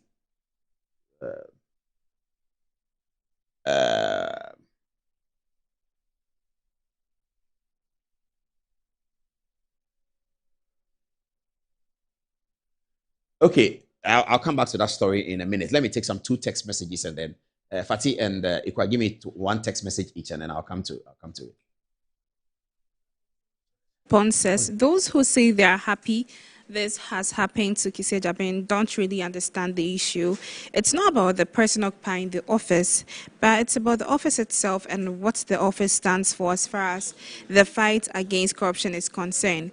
This Mahama-led administration continues to do the opposite of what they promised to do for Ghanaians. Samuel Hazard says, if the OSP has no prosecutorial power, then the corruption continues. How can a party that believes in accountability and probity are now running from anti-corruption office? Okay, do you have any for us? This is coming from Kweku Ofori, and he says, I pray that most Ghanaians become well educated and globally exposed so that the NDC as a party will lose its relevance. And James Janier says, a Constitution Review Committee chairman suggesting to us that the special prosecutor and his staff should concern themselves with their salaries only and care less about the constitutional government of our country. Finally, from Master Planner Jr. from Kintampo, he says that policy analysts, do we in this case, have to change the name of the special prosecutor to special investigator? Because I don't get it. If he bears the name prosecutor, but cannot prosecute, I think we should either amend the Article 88, subsection 3 of the Constitution to give the special prosecutor power to prosecute, or scrap the office of the special prosecutor completely. Thank you, and over to you, Paul. All right. So yes, I'm coming back to the big story on Dominic Ayini's website. Before then, though, Kwame A+. You can understand why they don't want special prosecutor. A+, the avowed blackmailer, he said something else. He said he knows plenty ministers in this government. Yeah, you can start the video from here. A+ says he knows plenty ministers in government who have bought houses at cantonments in Accra, who are building. Oral has collapsed because these are the proponents of oral. Who are the proponents of oral? Attorney General, Kujeto Ablakwa, the Srem side, Martin Pebu. He said they've bought houses. In 1 year, he knows that the day he gets angry, he'll bring everybody's house documents. I don't know where he keeps them, but he says he has everybody's house documents. He keeps them somewhere, I don't know. So he says he has everybody's house documents. Have a look at the video. See the video. Ora should just go and sleep somewhere. I don't want to talk about them. But you would arrest people. I know Ora. There are some people in there that I know them. And I don't want to hear that Ora thing. They said that, they're going to... when I meet the president, I'll brief him on something. You know, when you are president, it's very difficult to hear some of these things. Mm-hmm. They say, they want to talk about a land acquisition. People bought government land and they bought it for cheap. Is it my job to go and to tell government how much government should sell his property for? Government has property and somebody went and bought it for 100 Ghana. You come to ask me, am I auctioneer? Am I government? Do I determine prices for government? Go ask the person who sold it. You are going to arrest the person who bought it when the state institution is the one that sold. What kind of country is this? So, well, you see, this question is not about Ura, but I don't even want to hear. You see, this country, we pretend to be working and they pretend to be paying us. So the work is not good and the pay is not good. Everybody watching me, whether you're NDC or MPP, that's Ura makes sense. Nobody is talking about those who sold. Lands Commission has to sell government land. I go and give government an application for government lease. That government, I've seen this land, it belongs to you. I want to buy it. Then government gives me an offer that you can buy this land for 1 million Ghana cedis, or you can buy this land for 100 Ghana cedis. I go and buy the land. Then tomorrow, the same government comes back and say, why did you buy my land cheap? Is it my duty to determine prices of land? And then they say, oh no, your position where you are, why didn't they give the whole Ghana, all the positions to one person? But they separated it. This is Lands Commission. This is your mandate. This is this one. So if a minister wants to take government property for cheap and you sell it, who should be arrested? Is it the one who bought or the one who sold? Ora must arrest those who sold, not those who bought. And me, if I have government property, Ora can never take it out. One day when I get angry, I will release everybody's land document. It includes people in this government. They know. And they know that with their 10. So I know people in this government that they came here, they bought government land, they have finished buildings. I know all of them. I know all of them. So nobody should talk about Ora again. Ora is collapsed. We have collapsed it. Wow. Yes, because they are not telling the president the truth. We don't know. He's the one saying. When somebody comes from underneath the water to tell you that Odenchem is dead, you have to believe him. Is that the reason why they don't want an OSP? Maybe A Plus has a clue. Maybe they've bought government lands and they sold it. And they were saying the MPP people, they were harassing people. And he's saying that, and it's making sense. Logic. I bought the land, why you come to catch me? Go and catch the person who sold it. Because the same government sold the land. The same government come and say, why did you buy my land cheap? And in any case, Oral is dead. A Plus is the one who said Oral is dead. I didn't say it. Ablakwa said we can get 21 billion from Oral. 21 billion Ghana cedis from Oral. And we can use it to do roads. So President Mahama started a big push, knowing that 21 billion is coming from Oral. Then, my friend, the Catholic priest, Domolevo said that a lot of the things that came to Oral is garbage. Garbage. Then, Dominic Aini, in his sober moments on the interview at Polaris FM, said that it wasn't he who said it, it was Ablakwa who said it. This is the story. Oral is going to get 21 billion. Kofi Boachi's police is going to catch everybody and get 21 billion because Akufo-Addo has given land to his cronies. We'll collect all for you. Deal with it. Dumb level. Months later. Oral is garbage. Garbage. Rubbish. The things they came to tell us are stupid. Useless. Dumb level. Why did he say it? Dumb level. Former Auditor General. Dumb level. Akufo-Addo's enemy. Dumb level. He said Oral is garbage. Why did he say it? Dominic Aini, the 21 billion you're expecting for, I didn't say it too. I don't know where it is. It was Ablakwa who said it. Go and find him and collect it. Then A Plus, another NDC member. Oh, Oral is dead. These people, they've bought lands and built. I'll bring everybody's hands the document. Hey, I have all their documents. They know. In 1 year, Oral is dead. Forget about Oral is dead. People of Ghana, next time we go to the polls, know who to take serious. And know who is taking you serious. People of Ghana, next time we go to the polls, know who is taking you serious and who you will take serious. This is them. This is what they said. They will collect 21 billion for you. I will vote for NDC. Who won't vote for NDC? I'm a young person. I've heard that Akufo-Addo has stolen land and given it to his cronies, and it's cost 21 billion. The government has lost 21 billion. We'll get it back. I want 21 billion for my country, for my roads, for my water. I'll vote for you. But today, A Plus says they've done the same thing, and that there's no 21 billion anywhere. But everything they said was lies. It was just lies, just to get you excited and vote for them. Because they know that the government has been there for 8 years. It's a bit too long. They're annoying people. It happens everywhere all the time. So tell them some lies. And we all fell for it. Somebody sent a text and said that he wishes that everybody had international exposure, and if that is so, NDC won't get any votes. I cannot agree or disagree with that. But we have to move our development politics forward. Okay. Let me get back to the two gentlemen. This is the story. This is the best gossip of the night, so don't go anywhere. Yeah, I have the LGBT story and the Richard NAQ. The Richard NAQ, I'm sure you guys are more interested because it's gossip, isn't it? Yeah, then I may have to drop the LGBT story. It's paining me, pa. Okay. This one. Dominic Ayini and Justice Remsai. There's some story that is making NDC people and MPP people very, very, very uncomfortable about how much money Kesel Autoforcing might be asked to cough up for a company that says Ghana or government of Ghana owes them.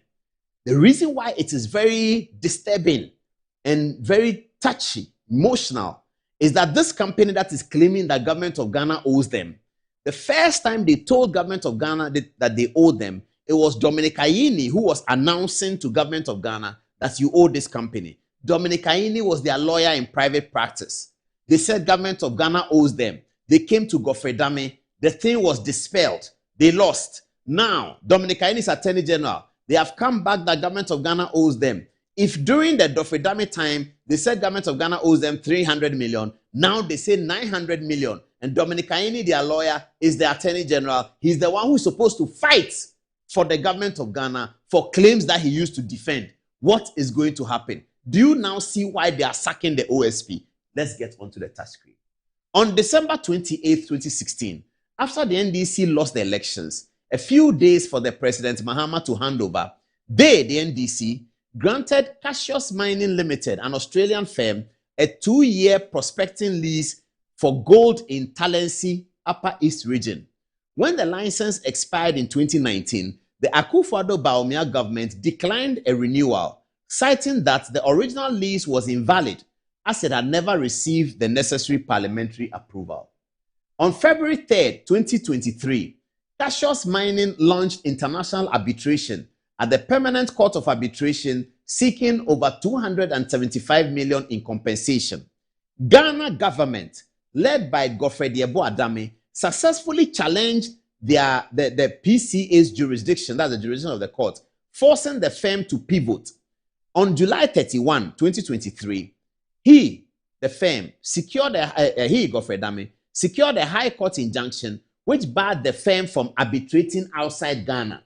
Cassius persisted with international filings. So the story is that this company sued Ghana government that their lease that was granted after Mahama lost the election, granted them a lease, that the government of Akufo-Addo did not renew it on the basis that it lacked parliamentary approval. They went to international arbitration. Godfrey Dame went and raised questions of jurisdiction, and he was successful. So Cassius must come to Ghana to claim whatever they want to claim. In a significant legal victory on 27 February 2024, Godfrey Dame successfully argued that any arbitration must take place within Ghana, not London. Interestingly, the firm's lead counsel against the state during this period was Dominic Ayini, who served as Deputy Attorney General when the license was originally granted. Following the 2024 elections, Cassius Mining renewed its legal offensive on December 24, 2024. Dominic Ayini was subsequently appointed Attorney General in 2025. During his vetting, the MP for Swami, Dr. John Dako, asked whether Dominic Ayini faced the conflict of interest as he was now tasked with defending the state against his former client. Dr. Ayini maintained he would act solely in the best interest of Ghana. In a shocking turn of events, on March 31, 2026, the stakes have escalated dramatically. Cassius Mining has increased its claim for damages from 275 million now to 905 million. The final hearing date set for June 15-16, Dominic Ayini finds himself leading the legal team defending Ghana against the very claim he once championed. May Allah grant Ghana victory. Amen. Do you see why OSP must go? Are we jokers in this country? Are we jokers? A lawyer who has argued that you owe the guy 275 million, that lawyer becomes Attorney General. Naturally, he cannot be the one protecting Ghana from the arbitration. This is natural. This one too, what should we do about it? This is so natural. This is Dominic Ayini, who was telling government of Ghana when he was in opposition and a lawyer that you owe this guy 275 million. He becomes Attorney General. The guy now says, you don't owe me 275 anymore. Now it's 900. Is it because there has been some meeting? Have they had a meeting? There has to be a petition urgently sent to the president that if he pays $1 out of Ghana government money to that company through the case that is about to happen, if Ghana government loses, Dominic Ayini loses to his former client, and the president and the minister of finance go and pay some money, we are in this country, we will see. They can think that it means nothing. They will see. They will see. You go and take Ghana government money, 900 million, go and give it to your former client because you have become Attorney General. Hey! We are going to be at the court. We are going to monitor it. What is this? You come and promise the youth of Ghana jobs. You promise the youth of Ghana 133 that there will be 24-hour economy. You promise the youth of Ghana all these things. Then you come and turn a 275 claim to 900 million United States dollars. You should pay to your clients. You know why there's no... How can OSP be independent? How? He can't. Because if somebody petitions OSP right now, hey, Attorney General, come, hey. They are not like MPP. NDC, they are not like MPP. It's MPP who will sit down and OSP will be riding them around. They are not like MPP. They're not going to tolerate that. If you do, they'll go to Parliament and pass yours. If the president begs for you, they'll knock you out in the Supreme Court. You will see. Tokonu is not there. You see who will protect you. This is why Tokonu had to go. Now, viewers, you see, you think if Tokonu is sitting down, she would allow that claim, that, hey, get to Tokonu. Like, you see what she will do to you. Chief Justice, get to Tokonu. You think she will sit down and allow this claim? You see why Tokonu had to go?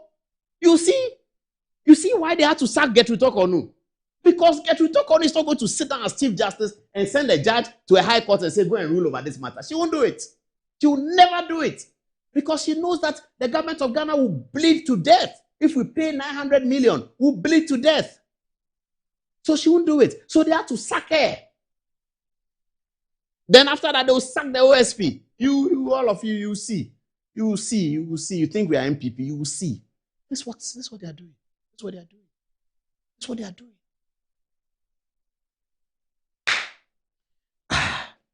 Okay. Let's take a break. When we come back, we're getting back to the High Court again. Today has been all court, and sorry about that. We're getting to the High Court again. Richard Ni Amakwe, his wife, is not resting. He's not ending. He's headed to the Court of Appeal. Good Evening Ghana is live after the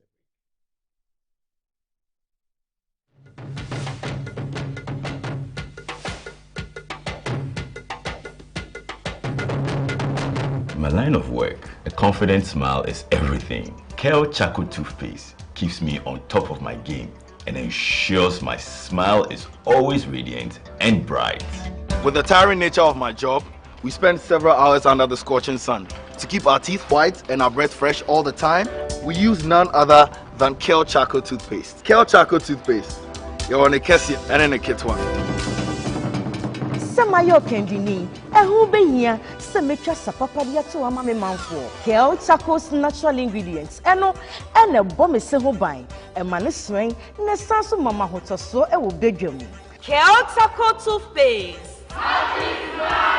Choose Kel Charcoal Toothpaste for anti-cavity, whiter teeth, and fresher breath all day. Available in 80 gram and 150 gram. Grab yours today. Kel, happy smile. This advert is FDA approved.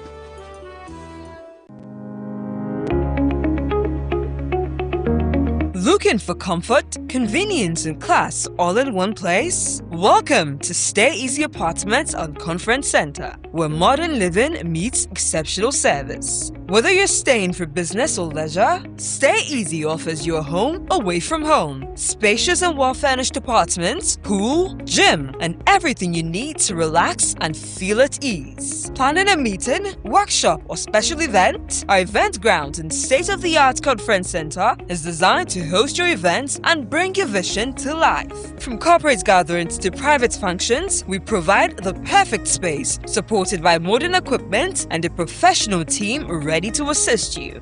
At Stay Easy, your comfort and success are our priority. Book your stay or reserve your space today. Call us at 020-739-1473 or 0244-226367. Stay Easy Apartments and Conference Center. Stay easy with us.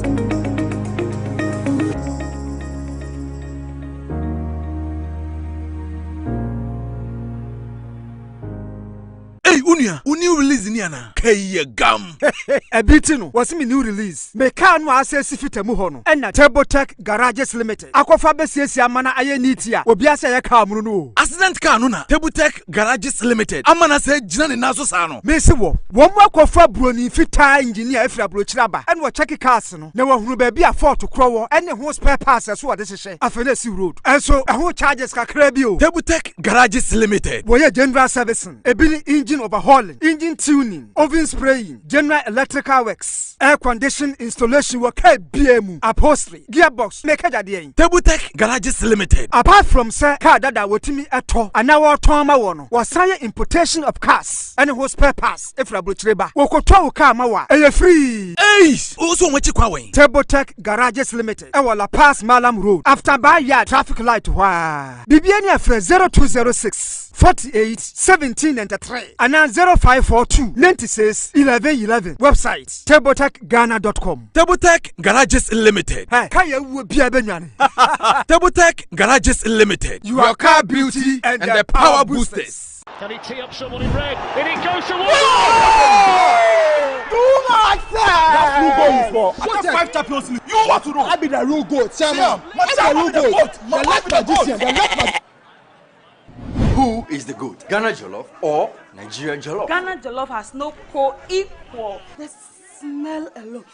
Oh my God. Oh, that shift. You two they lie, eh? Now the same stew when they use cook the rice and then they go put them for top. You are lying. Ghana Jollof.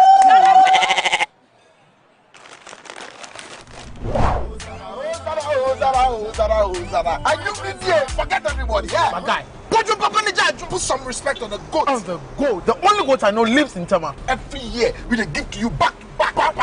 We are talking about BET. I want some Yadiaji face. Except be the goat, huh? My guy, he be the goat. Though our choice of goats may differ in football, music, and jollof, Alomobitus always brings us together. Alomo, experience greatness in every moment. Drink responsibly. Not for sale to persons under 18 and recommended to pregnant women. This advert is FDA approved.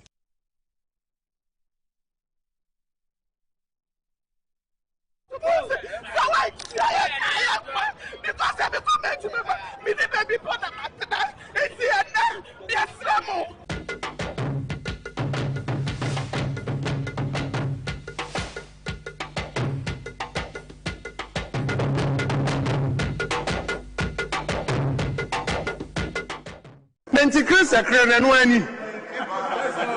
Chris Ekreno enu ani.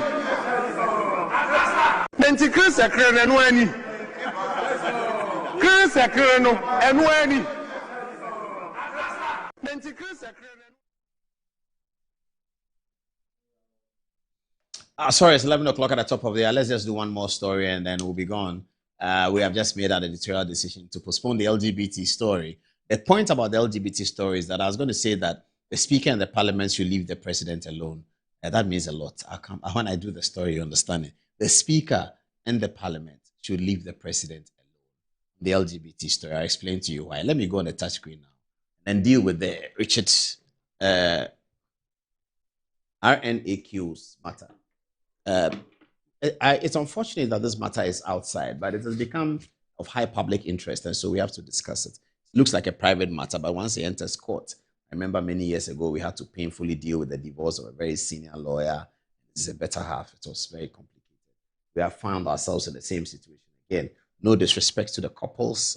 We just are dealing with the matter as a matter of public interest. Richard Amakwe is an industrious Ghanaian who has set up many businesses together with his ex-wife.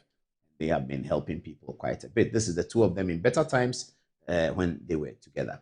Now, the first problem that I'm dealing with tonight is that the wife, through her lawyers, written to the Inspector General of Police complaining that the matter that they have complained about earlier has still not been resolved. It says here, the Inspector General of Police, Ghana Police Service, Accra, 14th April 2026, dear sir, status of complaint of assault and physical abuse lodged by Joanna Kwe against Richard Ni Amakwe. That's the title. It says, we act for Miss Joanna Kwe until 20th January 2026, the wife of Richard Ni Amakwe. Our client is also the mother of the 3 children of the marriage. Our instructions are that in reaction to persistent abuse and violence she suffered at the hands of Richard Kwe over a period of about 11 years. That's interesting, 11 years. She was compelled to lodge a formal complaint with the Ghana Police Service dated 9th December 2025. Our client's complaint bordered on reprehensible instances of physical violence unleashed on her by Mr. Kwe whenever our client had cause to complain about his unbridled infidelity. The alarming tendency of Mr. Richard Ni Amakwe to kick, slap, punch our client, and whip her with his belt whenever she complained about his unstrained infidelity is supported by video evidence and recorded in judicial proceedings instituted by our client for a dissolution of the marriage between the couple. In a horrible show of chauvinism and to subject our clients to further grave indignity and humiliation, Mr. Kwe would on certain occasions seek to compel our clients to have sex with him on returning home after spending weeks away with his mistress at various locations. A resistance by her resulted in merciless beating and withholding of financial upkeep for the home.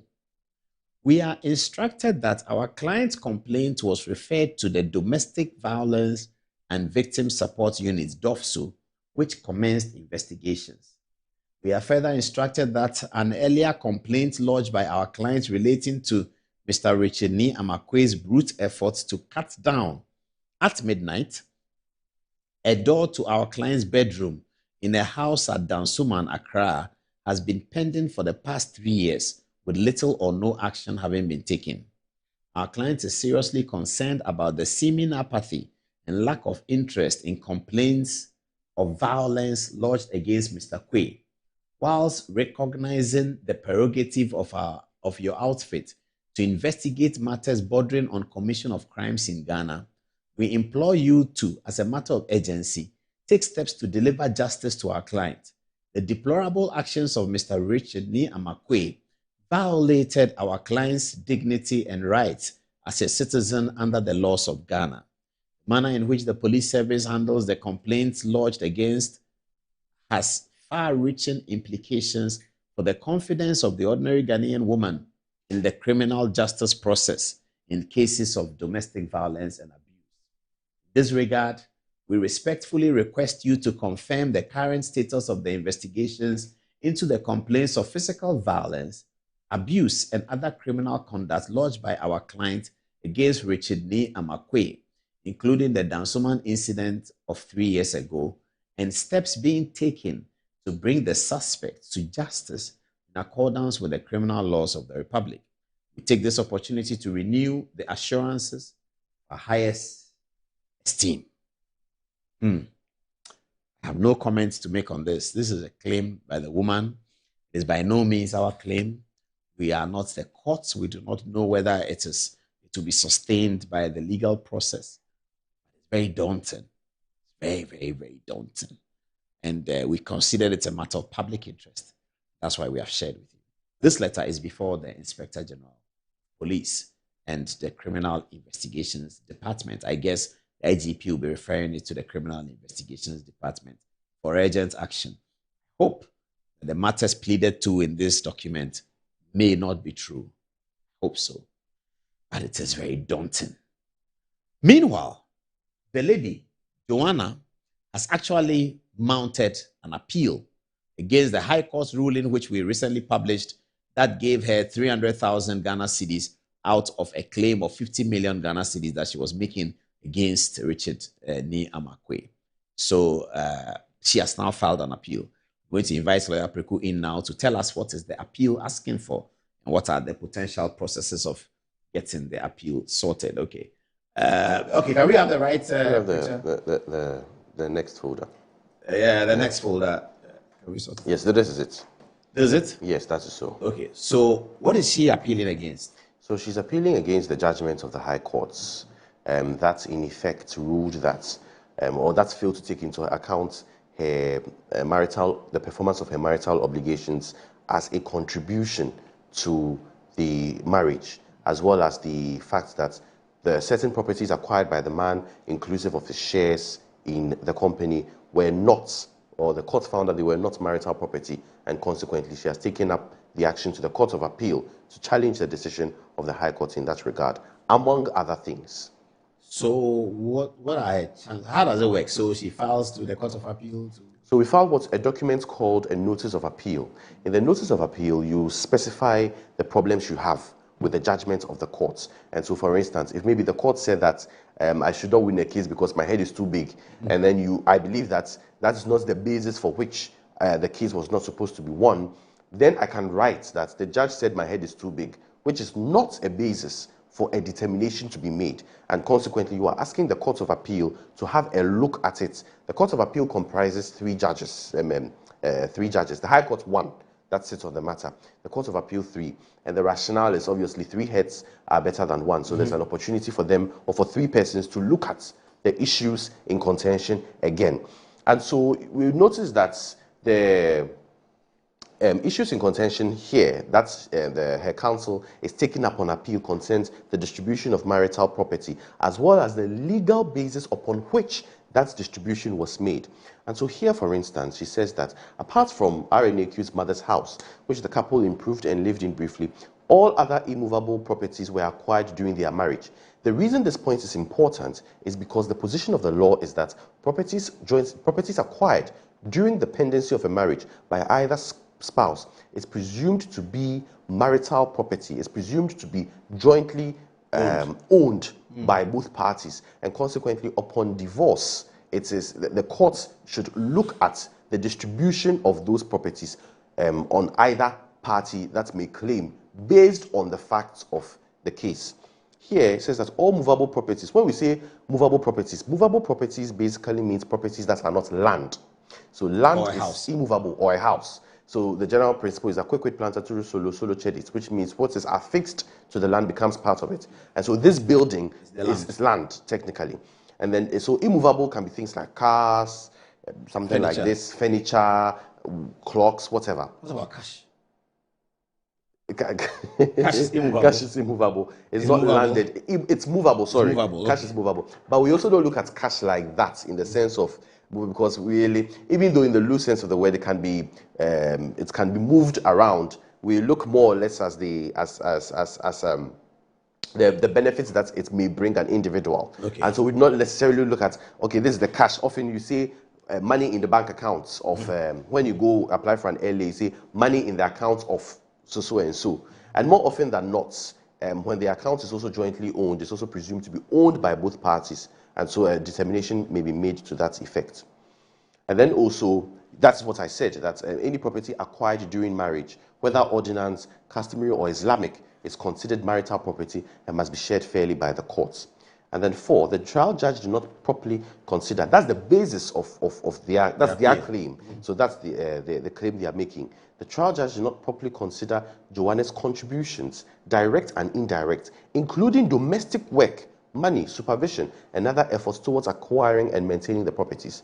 And so that was the case I made the last time we discussed this issue, that now the development of the law moved from a stage where investment of women in the man was, at the time, everything a woman did in the marriage, she was not entitled to upon the death of the man. Then we came to a point in time called Abebre, where the woman was supposed to show substantial contribution. So she was to show that maybe she gave money towards the construction of a house. Maybe she was to show that she supervised the workers, the masons, and things like that. Now, the court may interpret the house chores, cooking, cleaning, taking care of children, and the rationale is that it is upon doing those things that the man was able to go out and work. There have been videos where house helps were saying that she didn't do anything. They did it. As for that one, it's upon adduction of evidence. But maybe she supervised them. But Yeah, for that, I cannot. Mine is just to say it depends on the lawyers and what. And then no legal grounds existed to treat any of the properties acquired during the marriage as the separate property of one spouse. So they are pointing out errors in the judge's work. So basically, that's actually what is supposed to be done. And then also the fact that properties that were acquired, the judge claimed that they were, because they were self-acquired properties, including movable properties. Here is an interesting factor. So it would seem the court made the determination that the shares in the company, the remedy is to take the matter up in the commercial courts. But the position, there's a Supreme Court decision, Dr. Gilbert Anyite against Susanna Anyite, that says, or that provides that shares in a company that were acquired by an individual during the pendency of the marriage may be considered marital property. So it is not the property of the company per se. So for instance, my wife and I acquire shares in company A. Company A may own a car. If I am divorcing, my wife is not entitled to the car company A owes, but my wife may make a claim that as a result of the efforts I put in this marriage, you were able to purchase those shares, and consequently, the shares must be settled on us, but it may be distributed 60-40, 50-50, depends on the facts of each case. But that must be put up as part of the assets for the purposes of consideration. So these are the grounds upon what, these are the bases, these are the questions that they will be asking the Court of Appeal to answer in respect of the judgment of the High Courts, and more so the claims of the lady or the ex-wife. Do we have dates? Do we know when? No, for the notice of appeal has just been filed, and so it will be served. They would call the parties. They will call the parties to come and settle. Yes, so it may not start before the end of the legal year. It may not start before the end of the legal year, because now they have to come and settle records. In the meantime, the High Court matter is working. 300,000 goes to her. That is so. You know, last time we made a discussion, said that in any case she's going to get the money, and so I don't think she would apply for anything to be stayed. Yes, if she, just that she more or less is going to apply for an enhancement. Yeah. So in the enhancement, if you've been given 1 cedi and you are going to ask the court to give you 5 cedis, why are you going to reject the 1 cedi in the first place? I get that. Okay. Thank you very much, Lawyer Preku. So let's go to the final text message rounds from Fatih and Ikwa. Then we'll be ending this program.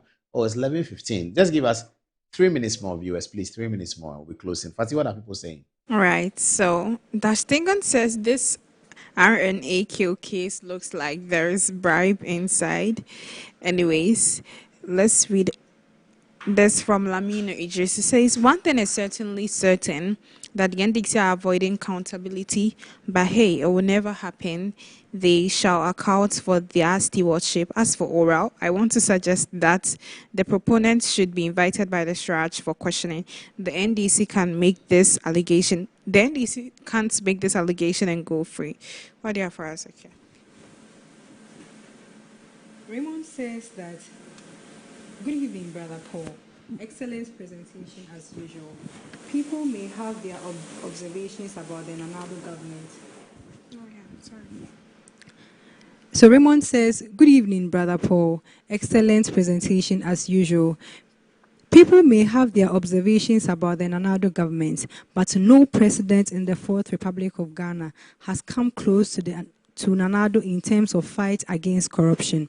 Nanado has enacted 2 powerful tools to combat corruption, such as the OSP and the Right to Information Act. Any serious government that wants to fight corruption will never try to abolish these anti-corruption institutions. God bless Dr. Baumia. Over to you, Paul. All right, not much more of your time to be taken. Thank you so much, viewers, for entertaining our show. And forgive us if parts of the show was boring. We'll be back next week with another show. It's a weekend, so if you drink, don't drive.